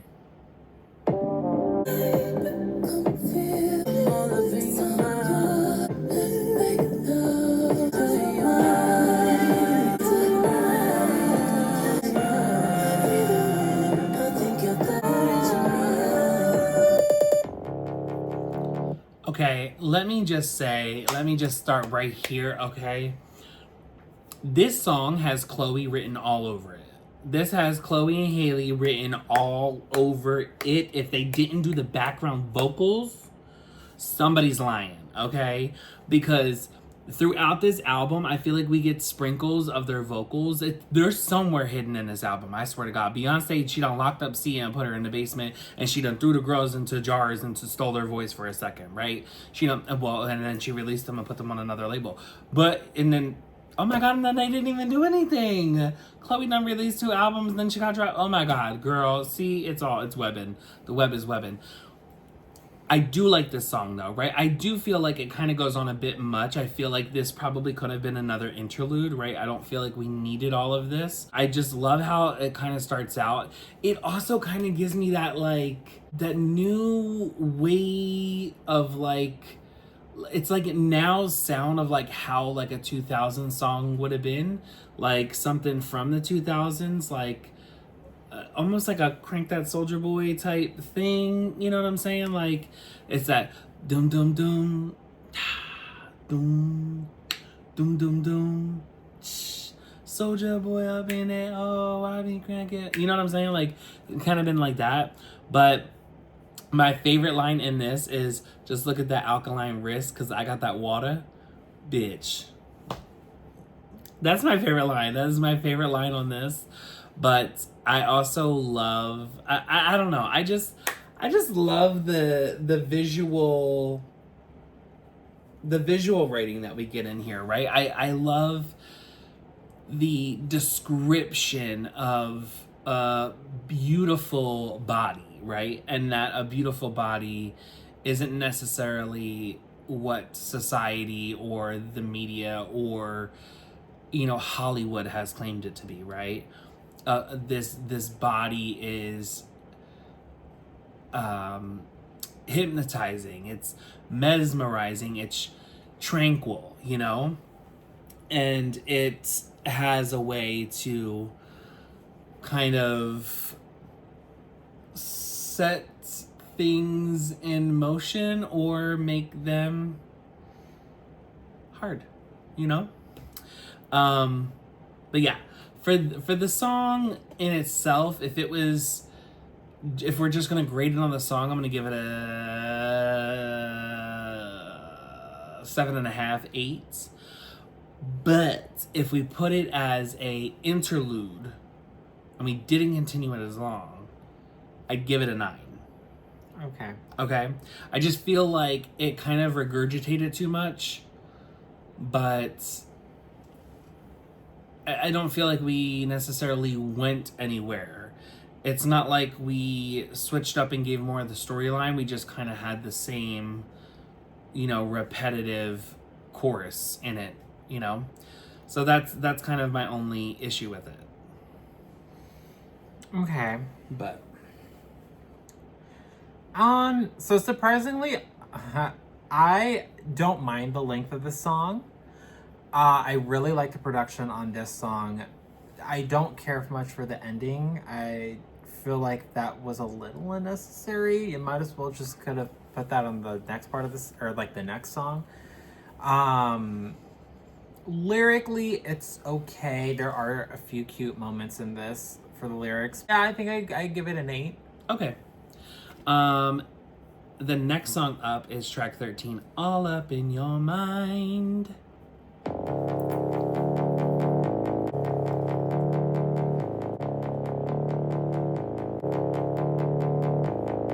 To get all up in your mind, crap that I wanna make you mine. Try to get all up in them, do the time if it means I'll make you my eyes. Yeah, I really like you. Tired, I stay here for that real good feeling that I need. Ask for, cause I just might comply. You need a real wild girl. It's gonna take a little work. Say those 3 words. Yes, I do. Know I love you.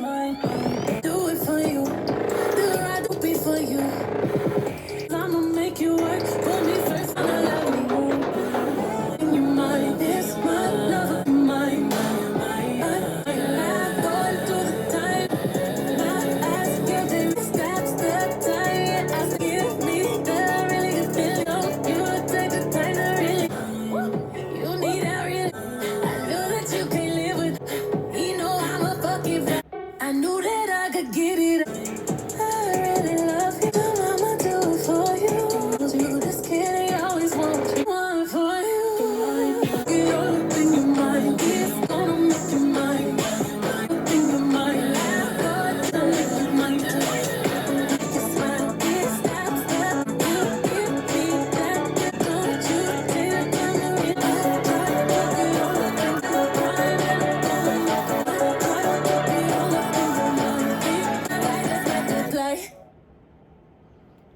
Okay. I'm not gonna lie, this is probably my least favorite song on the album. Yeah. But with that being said, I'm going to give it a 7. Okay. Okay. It's definitely filler for me. I don't know. It also could be A.G. Cook. I don't know. It felt kind of Brat. But it also felt kind of I Am Sasha Fierce. It kind of felt. Do you not like that album? I do like the album, but it sat more like Videophone for me, and I honestly could care less for Videophone. Like, I like it. I don't mind it. If it comes on, I'll listen to it, but I don't intentionally go to look for the song. I mean, okay. Yeah, I think I'm gonna give the song a 7. It's weird because first I like the production of it, then as it just continues, I'm like, nope, I don't care for this. And I see now why. It's because of A.G. Cook. Ooh. Yeah, this is giving very Brat. I just don't feel like it fits Beyoncé. And I feel like that the song really just doesn't go anywhere. Doom doom doom doom doom doom. Yeah, the production in this is so weird, and her singing, trying to sing with the production is weird as well. So yeah, it's definitely an interlude. It's definitely forgettable. It's filler. I think it should have been an interlude as well. Yeah. Okay. With that being said, we're gonna jump into track 14. America Has a Problem.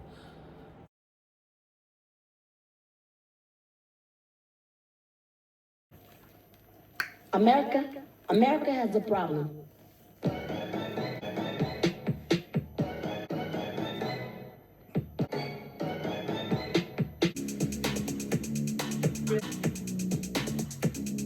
For me, real love is deep, so weak for me. Make you wait, oh, I see you watching, feed, see. I know you need it on you, so now I know you need on too. Do you want it? It wants you. Know that booty that wants We'll be right back. Call me when you wanna get hot. Tea on my bag, double G's on my dash. I'm bad. You wanna get you? No, 'cause love. No, no. Boy, you know I'm gonna change your mind. You see me, can't wait to back it up, but it ain't back enough. I'm so mad, as soon as I land, just know I won't act familiar. This kind of love, whole slab, I you can't get no higher. No, 'cause love don't. No, no. Boy, you know I'm gonna change your mind. You see me, can't wait to back it up, ain't back enough. I'm supplying as soon as I land. Just know I roll with them, but I get familiar. This kind of love, whole slab, I kill for. Know that booty, can't hit it one time. Comfortable, I know me. Now come and get hot. Hit with the rap, put it on the map. Call me when you wanna get hot. Racks, double T's on my bag, double G's on my dad. I'm bad.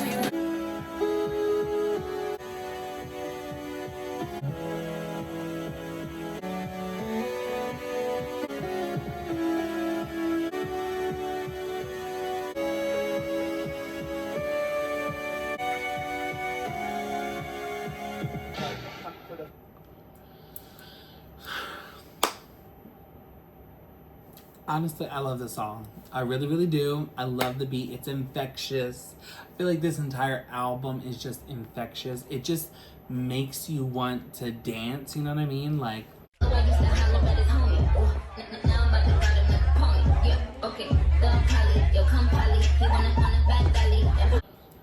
and I get it for the girls who don't know how to dance or the girls who have no rhythm, and I get it why you may not like it because you don't have no rhythm, but it's like, for me, you know what I'm saying? Like, I'm just like, I hear it and I just can't sit fucking still. It's just like, it's so infectious. And like, literally, I tried to on this song. I really, really tried to. And then something just took over, bitch. The shoulders were moving, the body was moving, the ass was jiggling. I was like, I just can't, I can't stop. It's just so good. The precision and the enunciation on the sharpness of the syllables and the way that you're hitting every single word, like, I don't know. She does what she does so well. You are Beyonce. And right? I feel like you can't put Beyonce into a category or to a genre of music, right? Beyonce is kind of just Beyonce, right? She kind of just floats around. She does what she does. It's music, right? It's music, but it's Beyonce's music, right? She may sample here and there. She may do whatever, but the way that she delivers it is so personal and intentional to her that I just feel like whether she wrote it or not, you believe it. You know what I'm saying? I don't know. This is the song that I'm waiting for, the performance on tour, because Blue was fucking killing it. She was killing it on stage with this choreography. Her mama was like, okay, Blue got this. She started hitting and she was like, I'm gonna let her have this one. You know what I'm saying? Especially with that that part. Oh, God, it killed me. I can't. I can't. 10, 10, 10. Love it.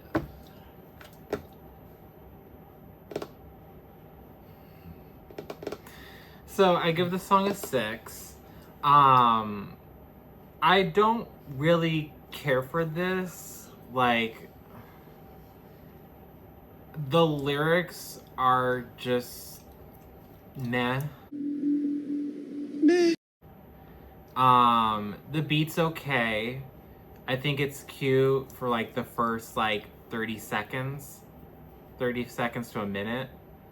And then after that, it's whatever. Doesn't really go anywhere else. Her singing and her rapping are okay. The next song that we have here is Miss Pure Honey, track 15.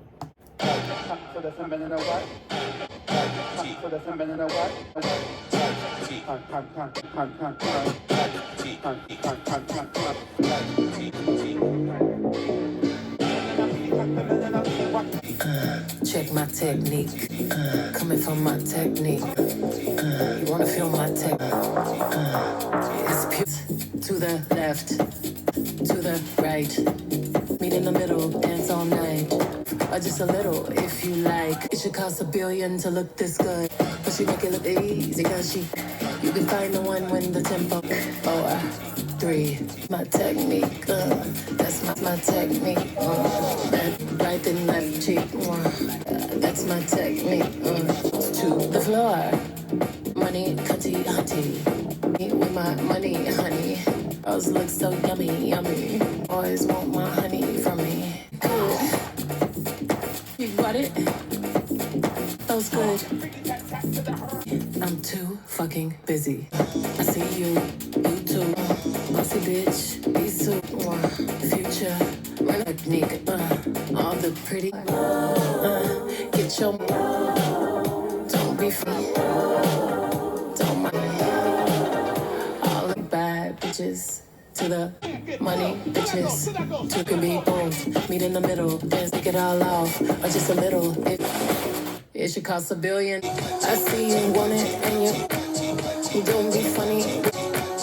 I'm a girl and all the devil's on my shoulder. Devil as you want.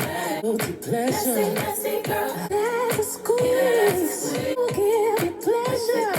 Hyped up, baby. I won't stop till you say you had a night. Go rodeo with. Stuck in my love, in my honey, sweet, sweet on your tongue, sweet on me. Yummy thick, honey and go out on me. Yeah, put the sweet, sweet on me, show me.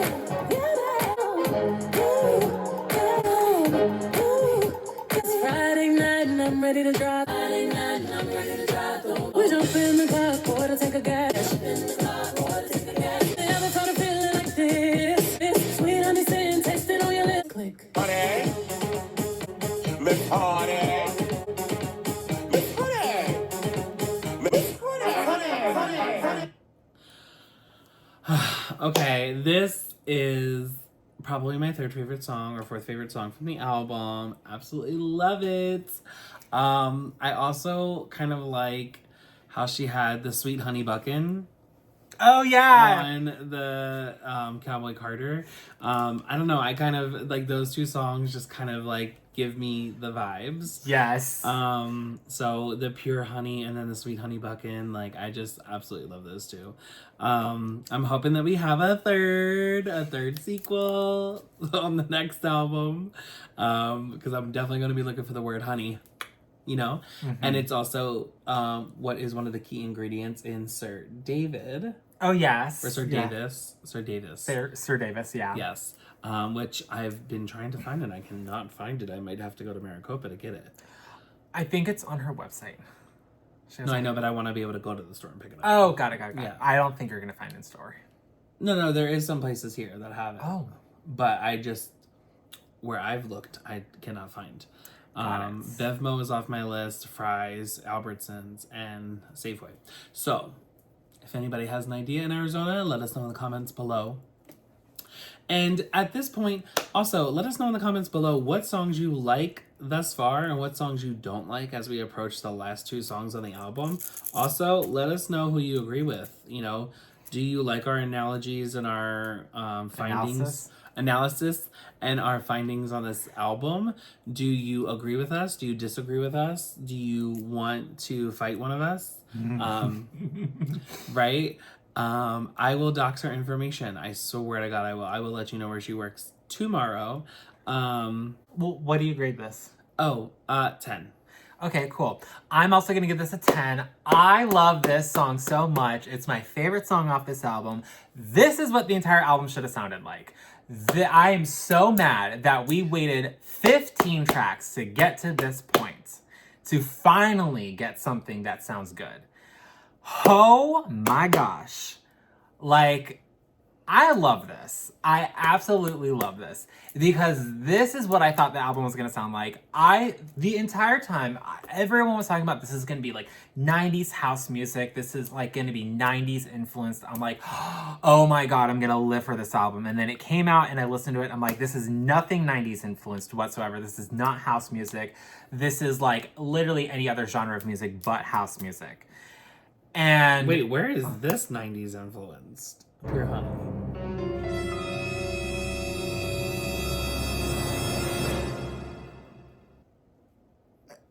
House music? You don't think Break My Soul was 90s It influence? was, but it was too long. It was just overdrawn. God.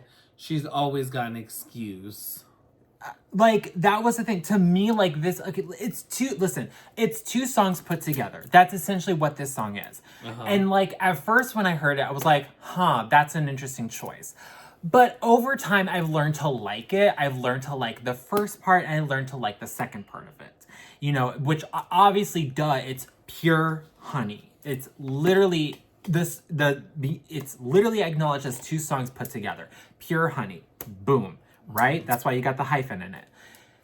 But to me, like, this is the sound that I was waiting for.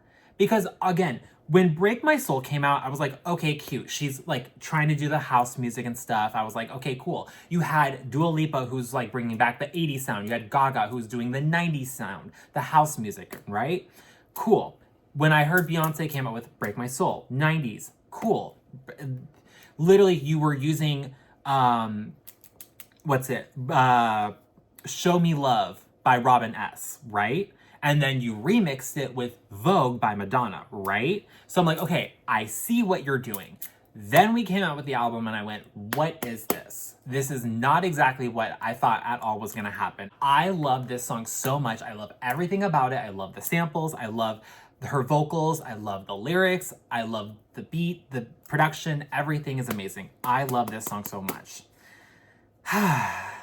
The next song on this is going to be track 16, Summer Renaissance. Here we go. Second to the last song. Oh, well. Because My House is the last song. Okay. Make it take my style shoe and make it take. I just wanna thug you. Next to motherfucker. I just wanna touch it.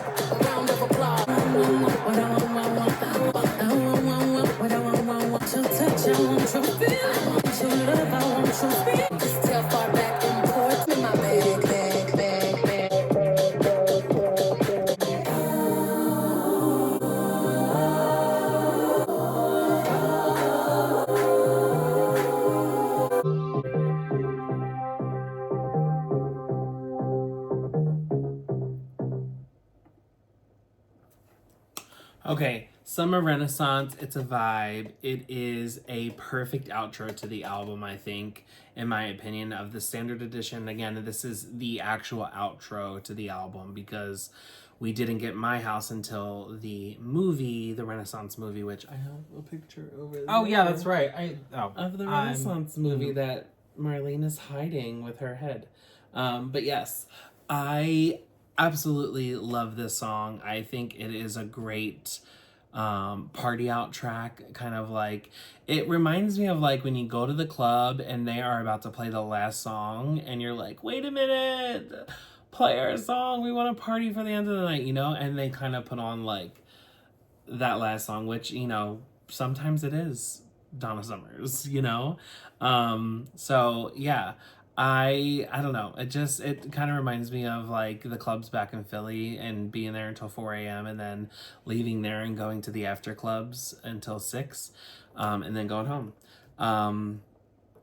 But yeah, I don't know. I'm probably gonna I'm gonna say this isn't necessarily single worthy, but I do like the song still, so I'm gonna give it a 9. I'm not gonna necessarily place it as a 10, but yeah, it's a vibe. I love it. I absolutely love it. Yeah, I think I'm gonna give it a 9.5. I love this song. Again, I feel like this is what the rest of the album should have sounded like.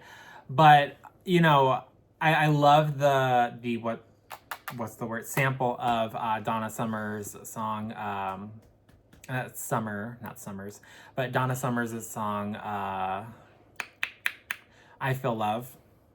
So I forgot that, what's his name? Sam Smith also covered that too. But yeah, I think it's really cute. I really love that it fits the theme of, I guess, the album. But yeah, I love it. I love her vocals. I love the lyrics. I love the production of this. It's a really great song. And yeah, it's definitely a great outro song. And I mean, it's weird. The reason why I'm giving it a 9.5 is because I'm just like, well, it's a little overdrawn, but it's technically what... Like those eyebrows. Right. That's technically what the 70s were anyway, so it's like... like, can you really falter it for that? But regardless, it's still a good song. No, but we can falter you for this look. Mm-hmm. Yes. We are going to jump into track 17. It is My House. So, yeah, here we go.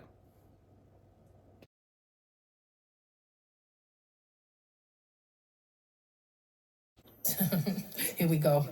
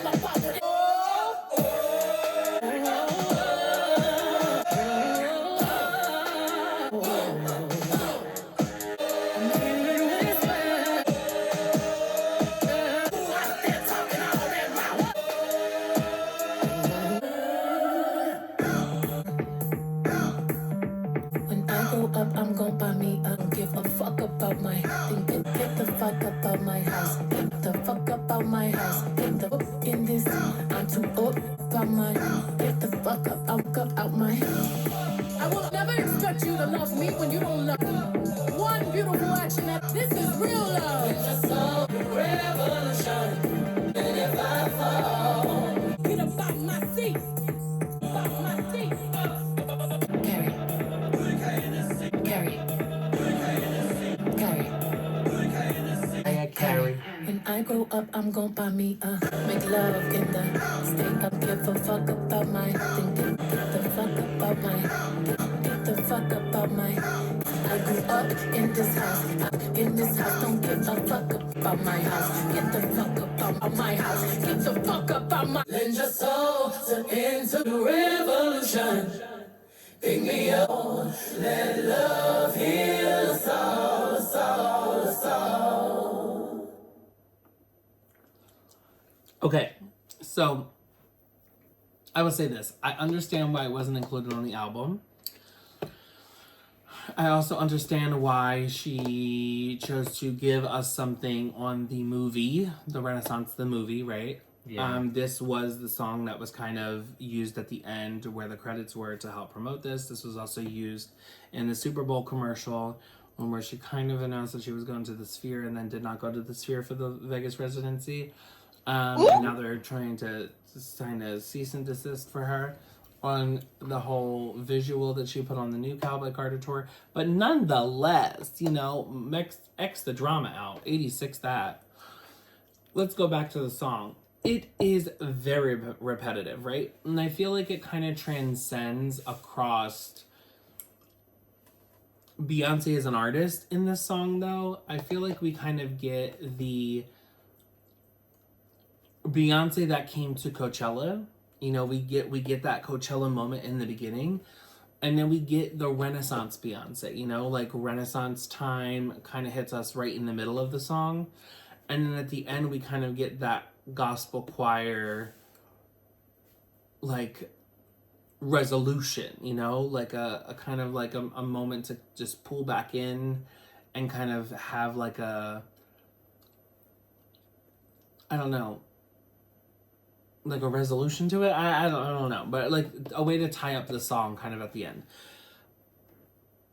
I don't like how it's kind of all over the place. It is a bit choppy. It does kind of sound like 3 songs melted together. Which, I mean, could I hear it on the album? I don't know. I feel like the transitions on the album were much more flawless than these transitions in this song. But do I like it as a promotional song? I do. I like it as a promotional single. You know, is it something that's maybe going to go to number 1? No. Is it something that's going to go top 10? No. Is it something that's going to be top 40? Probably not. Will it appear in that Billboard Hot 100 if the fans love it enough? You know what I'm saying? Like, I feel like just the only visual we got was this commercial. But I do like it for what it is. And for that, I'm going to give it a 7. Which is probably going to be my lowest rated song on this album. Just to let you know. Yeah. But how do you feel? Yeah, I'm probably going to give this song a 6. Okay. I don't really particularly care for this song at all. I do agree. I see why it was left off the cutting room board. Cutting room floor?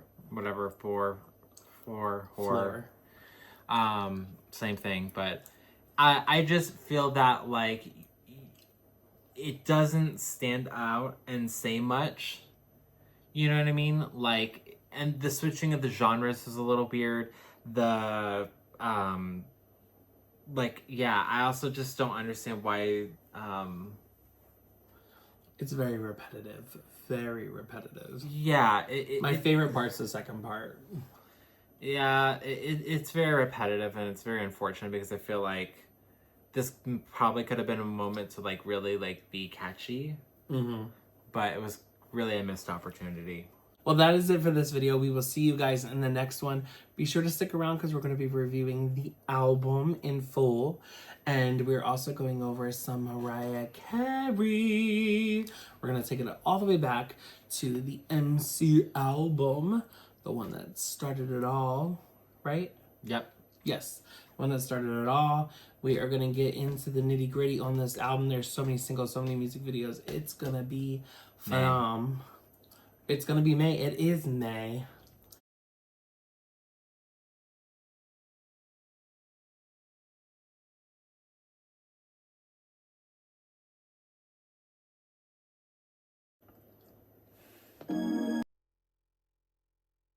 Ooh la la.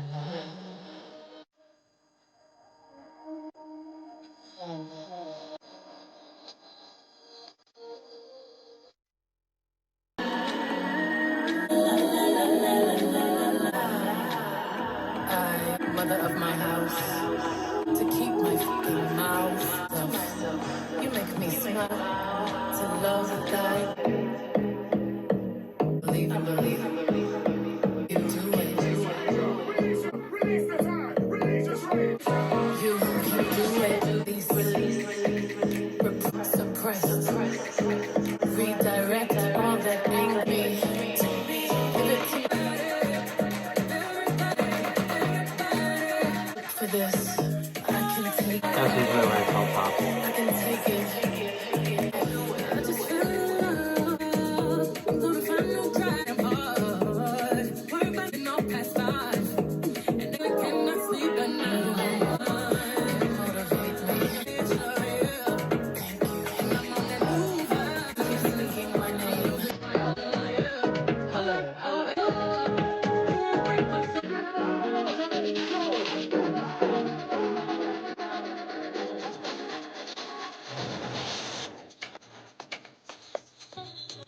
She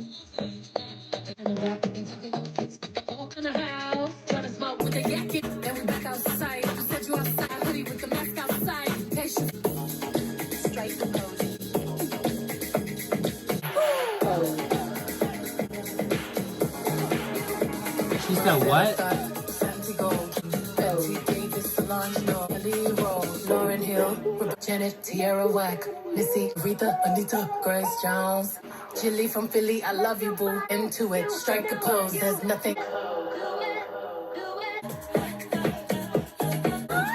Michelle, Chloe, Hector, Whitney, Rihanna, House of Revlon, House of La Beija, the House of Avion, Amazon. The House of London, House of La Doja, the House of Balenciaga.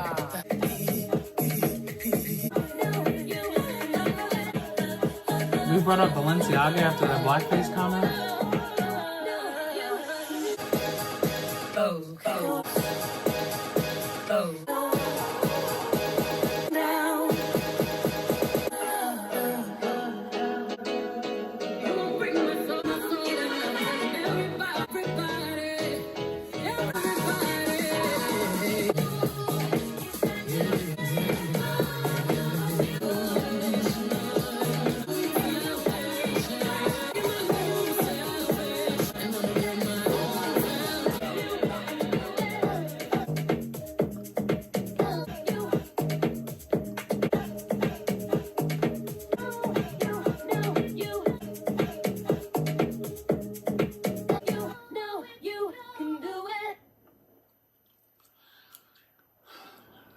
Well,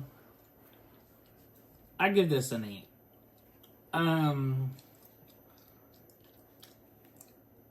It's cute. I wouldn't say it's necessarily a remix. I mean, it is, but it's like, it's so drawn out. So drawn out. I really could have done without all the Madonna. You know what I'm saying? Like, you loved it, didn't you? Mm-hmm. I know you did. Oh. Trash. I don't know. The fact that we got nothing new from Madonna, like, you're Beyonce. Madonna could not have graced this track with some new, fresh vocals. I mean, could she? She gets on tour. Oh, and she gets up there with her knee braces, and she should have came the fuck with her knee braces to the studio. Oof. And her, you know, a new face or whatever she has. I don't know. I'm really upset with this. Like, it's cute for what it is, right? It is cute for what it is. Madonna here and there would have been fine. Madonna throughout the whole thing. It's like how we get 2 versions of Mariah Carey's Loverboy remix. You know, we got like the Firecracker remix, and then we got the Candy remix. You know, I guess not remix, but the interpolations or the samples that you have in there. I just feel like this was just overly used in sample, and like she added Madonna's name out of respect.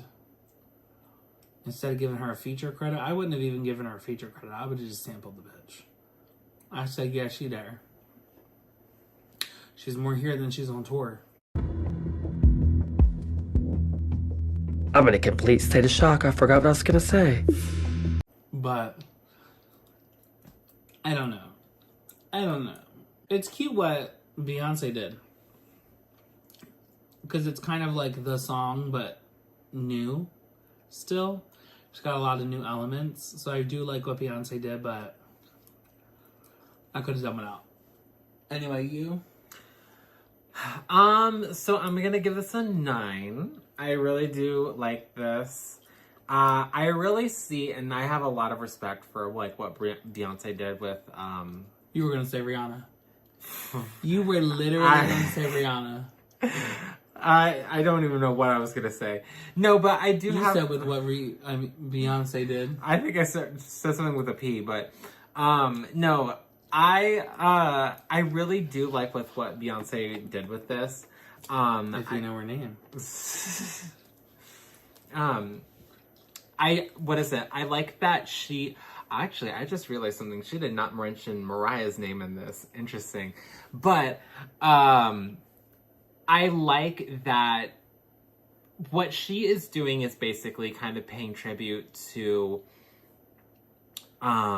like obviously like the 90s house music and stuff, and like what really took off and blew up, right? So she sampled Show Me Love by Robin S.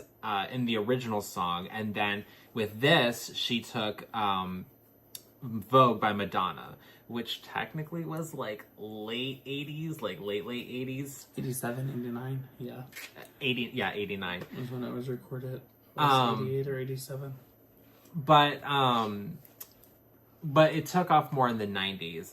And I mean, that's when like voguing really got popular, was in the 90s. So she really wanted to bring that out, and she was naming all like the ballroom houses and stuff. And I thought that was so cool to, you know, give tribute to that. And then she took Madonna's part in Vogue, where she names a bunch of celebrities and pays tribute to them, and said she named a bunch of black artists, a bunch of black female artists, and named them in this song. And I thought that was so cool. And I mean, I will say, like I said, I was very surprised that she did not mention Mariah. I'm like, of all the people, I probably would have put Mariah somewhere up there, but... Yeah, I would have too, because Mariah was big on remixes for her albums, and like... She was also big in the 90s. Well, yeah, she was big in the 90s too, but I mean, like, she was kind of on the forefront of like creating remixes and bringing them to the dance floor, even though her albums weren't necessarily built for that. So, yeah. I don't know. But yeah, I don't know. I still like it. I like it for what it is. I don't know. I guess to me, like, it's not as much in comparison to the original. Now, what I will say is, after that whole thing, it seemed like something happened with the audio or like the production. It sounded like the beat got like doubled or something. Like there was something really weird happened to like the audio, like in terms of like the beat, like something really weird happened, and I don't know what it was, but like the second that I heard it, I was like, oh, huh. That it just took me out a little bit. So slight production error, but other than that, I mean, I think it's cute. I like it for what it is. Yeah, I don't know that I necessarily heard that. But all right. And then you graded this a 9. I graded this an 8. 8.5 or something, yeah. An 8, yeah. Okay.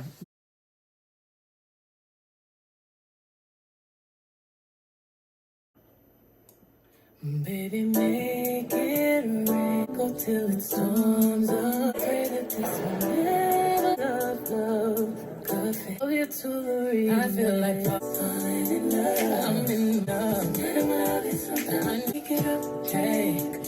I'm in love. I'm losing. I need a prescription, go higher. Sit on a go where nobody's body's. Have you ever had that one?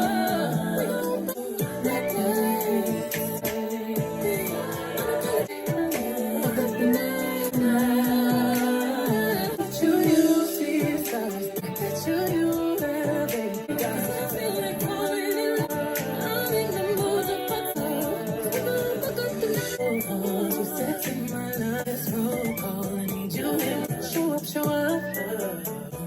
You must have nasty. Had fun like we did. I wanna put me attention. Can't get no higher. We don't forget the right. Put my body on your body and apologize. Let you see far stars. Let you and me. You got me falling at me. Sexy body on my back, got them drugs while I ride the body. So excited, so unprofessional. Squeeze the self-control. I can see the love in your eyes. When I walk by, fuck a reply. You want a deep full moon, and not the sun that is high tide. Always waist tight, ain't no need in holding back. Stay right there, baby, keep on busting. I'm so little. Come here. While I'm busting you, baby. Anywhere, I don't mind. For you, I'm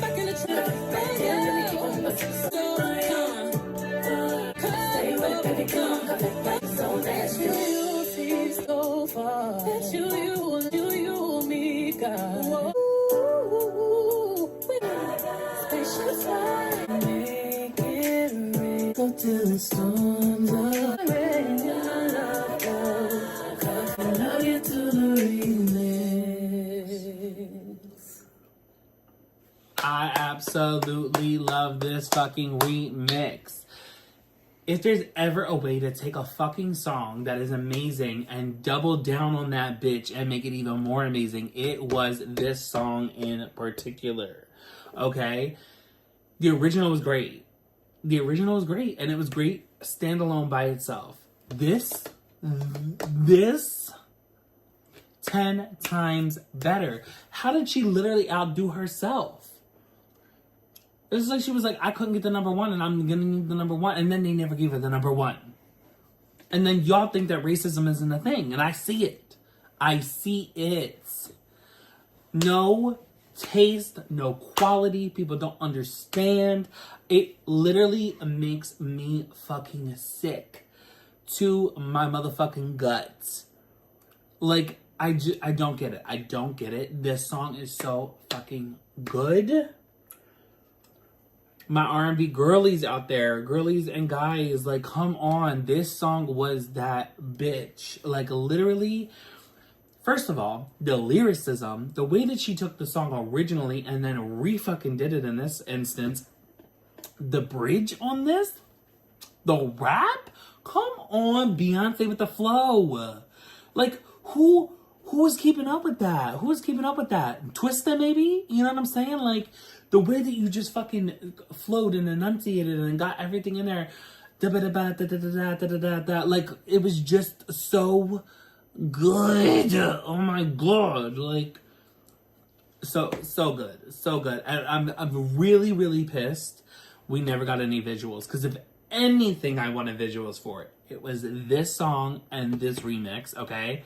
The two of them, if she only gave us visuals for this, I would have been hands off. I'd have been like, you know what? I got what I wanted. 10. You. I'm gonna give the song an 8. I see that she basically just took the vocals from the original song and just popped it onto like a new beat, which I feel like is already like a sample of another song. I don't know what song it is, but I feel like you've shown me before. But I mean, it's fine. Like, I don't know. Like, I see that we added a few new things here and there, and like, I mean, it's cute. I guess you can. That does make it a remix. But like, I don't know. It's okay. Like, I think it's cute. It has its own mood. It's a definitely different mood and a different vibe from the original song. So, how did you not like this? I mean, it's not that it's bad. It's just it's like you didn't really like change much up. Again, you just took... She changed the entire melody. You took the song, the vocals from the original song, and just plopped it onto a new beat. No, she did not. There are all new words in this, too. She changed structure. She changed the melody. She changed dynamic. She didn't just take the words and pop them on here, because the way that they are even enunciated and also executed are different compared to the original. Like, yes, some of the words are the same. It's a remix of the song. It's not like she said part 2. It's a remix. The whole... There's so much on here. I mean, the bridge in itself, and then everything going on out. The intro and the outro are both new. Well, yes. Could you not understand what she was saying? Is that why you don't like it? Because maybe you're 60 and your ears just don't work? No. I don't understand what you have against R&B music, but I'm going to get to the bottom of it. If I literally have to hog tie you myself, put you in a dog cage, and just literally put headphones on you that will never lose power, and play you every fucking R&B song from the beginning of Mankind, I'm not playing. Like, we are going to figure this out, because your lack of taste in music, like, it is going to be the downfall of your life, friend. Okay.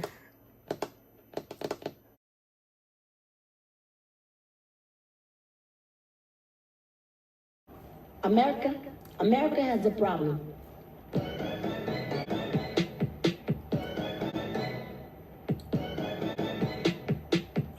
Collar, 911 slider. Look at my Dorado and point it any matter.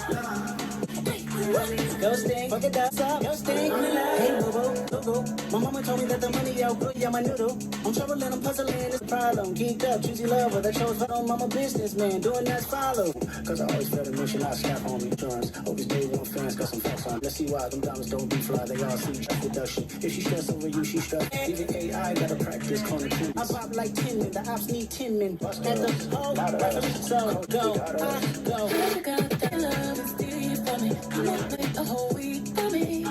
Yeah, I know you want it, see, girl, you want it all, you know. I need some to this. Like it, whatever they gon' do, what they want to. Okay, I know you see this red racks on me. 20, 40, 80 at the trap, give me right back. 20 man time with the rack flash, nigga, I'm bad. You ain't get no higher than this. Cause love don't get no higher than this. No. When I pull up to change your mind. When I step on the scene, it's still a low, but it ain't right enough. Yeah, I'm in the man as soon as I land. In case you start acting familiar, this whole slab. But you can get no.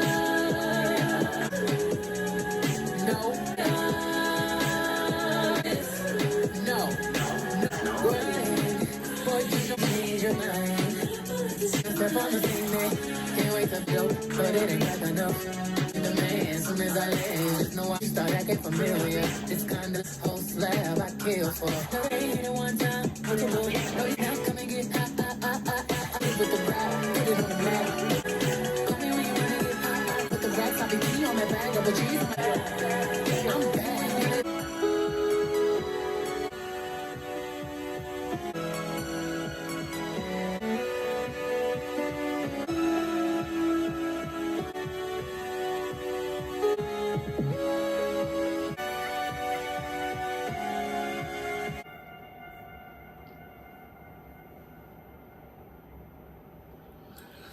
Okay, listen.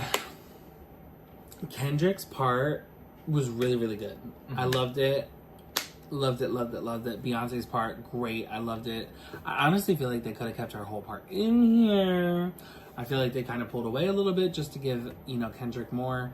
And the fact that she gave Kendrick the initial, I wonder if he not only, helped her write her part, but also produced it. Because that makes a little bit more sense as to why he's kind of in the lead on this one. But I don't know. I don't know who he was talking about, but it sounded like he must have been talking about Drake. Truthfully, I be lying in my rap song because I always fail to mention I'll slap homie. His career didn't come with no life insurance. I hope his day one fans got some facts on him. I'm an honorary beehive. Let's see why them diamonds don't bee fly. I be all CGI. First of all, everything. Okay, you can't go wrong with Kendrick. I really feel truthfully, the man is just on a different fucking level. The amount of intellect behind what he says, it kind of gives me the way Wayne used to rap in the beginning, right? Wayne used to really give some shit, and I mean Wayne still does give some shit, okay? I'm not 100% on board with him, Mr. MAGA. Electric chair. But that's a problem in itself, okay? America has that problem. But what I will say, though, for the whole thing is that, Wayne really knew how to put pen to paper and push these double entendres and shit that was going on. He really knew how to make you think about what he was rapping about, right?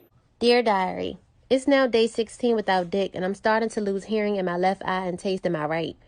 he made you listen and consume and think, right? Whereas a lot of other people when they rap, majority of other people when they rap, it's more just about consuming it for the moment, you know, consuming it for, oh, that was cute, it rhymed, it rapped, it flowed, it went with the right thing, right? Yeah. Everything that Wayne does is kind of like these like secret little hooks and these secret little things and, you know, again, double entendres or meanings or whatever that he puts in there, and it kind of makes you think about them, right? Kendrick is that on steroids, because he will give you an entire fucking story talking about some crazy shit. And it's like, he just gave you so many subliminal fucking messages in that bitch. You really gotta sit there with the little motherfucking magnifying glass and just be looking through that shit. Like, oh, you know, called out the hoe. Yep. And he got Drake as well. You know what I'm saying? Like, that's just what, I don't know. He's just smart. He's just so smart the way that he puts everything together. Clever girl. And his flow is so good as well. Like, there are some people, and I feel like it's prior to a certain time period, like the newer rappers, they just really don't have the flow. They really don't have an ability to rap. They're just rappers because they kind of talk fast, you know? I feel like rap has really transcended time for the worst, you know? I feel like we kind of got like some of our best fucking rappers, like Nas, you know? I guess I'll kind of put, you know, Jay-Z in there. But like we kind of got like our best rappers like in the beginning, right? We kind of got like the people who really stirred the pot and the ones who really had some shit to talk about. You know what I'm saying? Like they were on the start of a revolution, right? We were trying to get a message across with rap music, right? We were trying to help infiltrate, you know, a message to our people, right? To their people, right? They were trying to get this message across and help people understand, like, people can't be trusted. The government can't be trusted. Cops can't be trusted. Like, FBI, open up! Shit is, there are ops everywhere, right? And I feel like music has kind of trickled down from that, and we kind of get into this more like jingle rap is what I like to call it. It's like, it's cutesy, but are they rapping? You know what I'm saying? Like, I didn't know she was a rapper. I thought she sang or whatever. Don't know what she's saying. I didn't know she sang. I thought she rapped or whatever. You know, something like that. But we have a few people. We have our J. Coles. We have our Kendricks. We have some people who can still hold a candle, you know, to the original OGs of the rap game. And some of them can really take them the fuck out, you know? And then there's some people across like the early 2000s and the 2010s that are kind of like, people are still sleeping on them. Like Twista, I'll never get over why people are sleeping on Twista. I just don't like, his fucking flow is insane. It's like Busta Rhymes, you know what I'm saying? Like, his flow and Busta Rhymes, I feel like these two bitches could go neck to neck all fucking day long. I would love to see a verses on them too, okay? But when it comes to this song, I love how Kendrick steps in, doesn't overshadow Beyonce, but gives Kendrick still. You know what I'm saying? He comes in, he says, all right, it's your song, that's fine, 100%, right? I'm the feature. I'm still gonna give me. Yeah. But I'm not gonna do something to overshadow you, right? And then Beyonce's still able to come in here and give what the fuck she has to say. And it all makes sense. She's talking about problems in America. He's talking about problems in America. And I mean, like, more on the side of, like, not like governmental things, you know, not like society things or societal things. I feel like it's more personal things of what they're both talking about. These are more personal jabs, personal connections to this so-called problem. And I really feel like the title itself is catchy because it's never once brought up in the song. Never once. Not once does she say America has a problem. Not once does he say America has a problem, right? It's just, I feel like it's a good song. I feel like it's a great song, actually.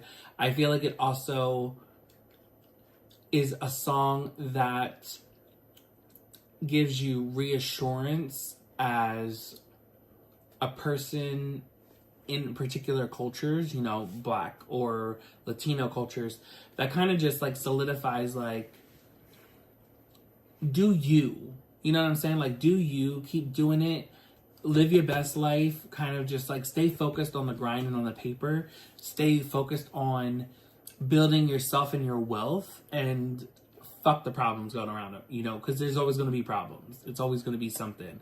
There's always these fake ass bitches. There's always these fake funky people. There's always the cops. There's always the government. Keep doing what you need to do for you. You know what I'm saying?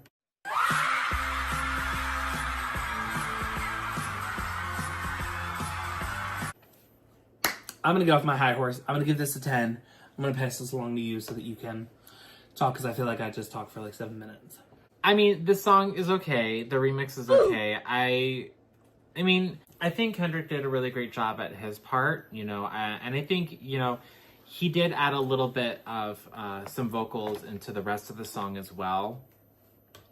I did like that they changed up the song just a little bit. They added a little like a new, I guess, effect to the production of the music. But other than that, I mean, like, it's okay. Like, I would say that this is like a 7. I feel like Kendrick kind of helped the song come alive a little bit more. Alrighty. Well, that is the album. That is the end of the album. This is where we kind of conclude and give our final thoughts on it. I feel like this is a gorgeous body of work. I feel like the album as a whole is very cohesive, and I love the sound of it. And I also think that it was much needed at a time when the world was kind of lost in a moment. But when the world needed him most, he vanished. I do feel like this was sort of a good pick-me-up. I do also understand, though, that from what I know, from what I've read online and what the fans have kind of gathered, is that this wasn't supposed to be the first of the 3 albums that were released. It was supposed to be Cowboy Carter, and then it was supposed to go into Renaissance, and then it was supposed to be the rock and roll album or whatever is coming up. We don't know what it is, but that's what we're putting our guess on, is the rock and roll and bluesgrass, which I'm, you know, kind of the start of it all. There is also this thing, this theory of, and I kind of feel like we brought it up around Alien Superstar, but there is this theory of this old futuristic Renaissance, you know, alien type thing.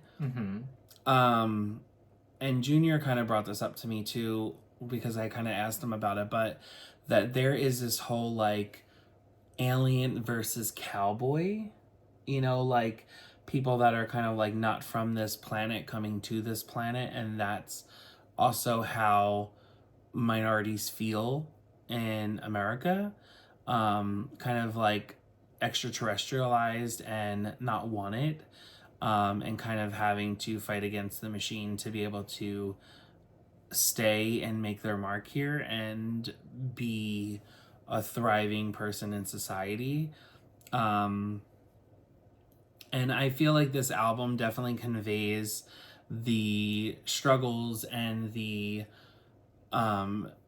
nuances of life that one can walk through in, you know, in certain minorities, as well as a person of color or somebody who is LGBTQ. But I also think that it was done in a tasteful way of trying to bridge music to be healing.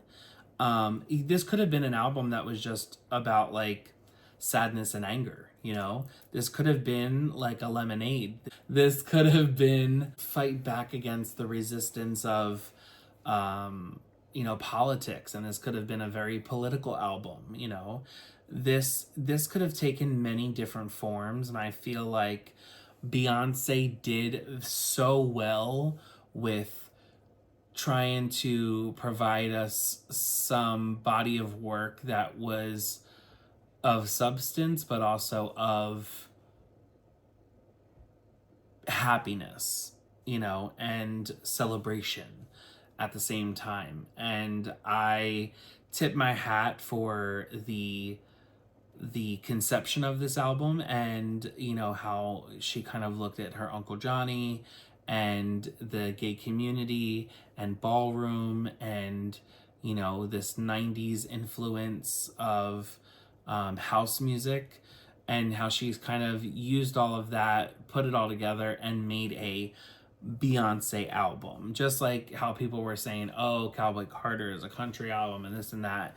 I feel like it was how Beyoncé would have approached country, and I feel like this is how Beyoncé would have approached ballroom as well as 90s house music, because I do feel like there is also other elements of the 70s and 80s and 90s into this, as well as the 2000s. She kind of touches back on her own journey in music, and she also touches back on previous catalogs. I feel like they all kind of have different elements in this album, where they're kind of brought into existence. But yeah, I think that it was done tastefully. As a whole, I think I'm gonna go ahead and grade this album like a 9. I think that that's a fair assumption, that this is like a 9, maybe even a 9.5. But yeah, this is one of my more favorites, like one of my top 3 Beyonce albums is this one. So, but how about you? How do you feel? All right, so before I begin, I'm gonna say this. At the end of the day, Anthony and I have different backgrounds in music. They can tell just by looking at us. Work. So Anthony and I have different backgrounds in music, Anthony has been in the entertainment industry like since he was 2 years old. So, and especially with his environment that he grew up in, he's been exposed to different things. With me, I'm not gonna sit here and say I went to college for music and whatnot. I'm just a fan of music. I love music. I love to listen to music. I love to talk about music and celebrities and all that stuff and pop culture. And I love to listen to stems and acapellas and instrumentals and stuff of music. So please understand, like, when you listen to our opinions, please take it with a grain of salt. I already know, because what I'm about to say is, I don't like this album. This is the most inconsistent album that she's ever put out. The thing is, listen, I get it. At the end of the day, this is a Beyonce album. This is a Beyonce album. Just like how when she said with Cowboy Carter, this is not a country album, it's a Beyonce album. At the end of the day, Beyonce's gonna do Beyonce. She's gonna do what's best for her. She's gonna do what fits her and her mold and what's to her talents and stuff. So I get that. I understand that, and I can respect that. It is what it is. She wanted to make the music that she wanted to make. Would I call this a dance album? No, I would not call this a dance album, because this is not, to me, the dance music that I like to listen to. This is the dance music that she likes to listen to. And that is completely fine. That's fine. She wants to call it what she wants to call it. That's fine. But and I'm not going to sit here and say there isn't a message behind this. I actually am going to disagree with you. I think that this is a political album, because of the fact that it does have social political commentary on a lot of the songs here. To me, you're talking about race and ethnicity and the struggle of where you come from, but you're also talking about, queerness and femininity. I just think that this is a political album, and that this was all done with a purpose. And, yes, it was to pay homage to her uncle and the things that he taught her and raised her on and exposed her to, you know what I mean? And not only that, but to her fans. And, yes, she wanted people to dance because of the pandemic. Again, please understand, like, this is all just personal opinion. At the end of the day, an opinion is an opinion. You know, there's no facts. I'm just saying I didn't like it. But yeah, I can respect for what the album is, and I can respect for why it was created. So, you know, I just think that there definitely could have been an improvement on some songs. That is it for this album review. We will go ahead and see you guys in the next one. Be sure to like, comment, and subscribe. Hit that notification button for all future videos. We will see you very soon. Bye for now. Bye!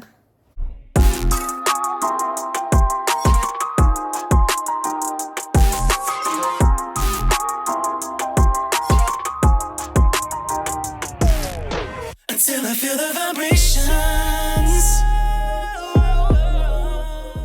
Hey guys, thanks for watching our video. Be sure to keep watching. There's plenty more videos to go through. Plenty more. Go check it out right now.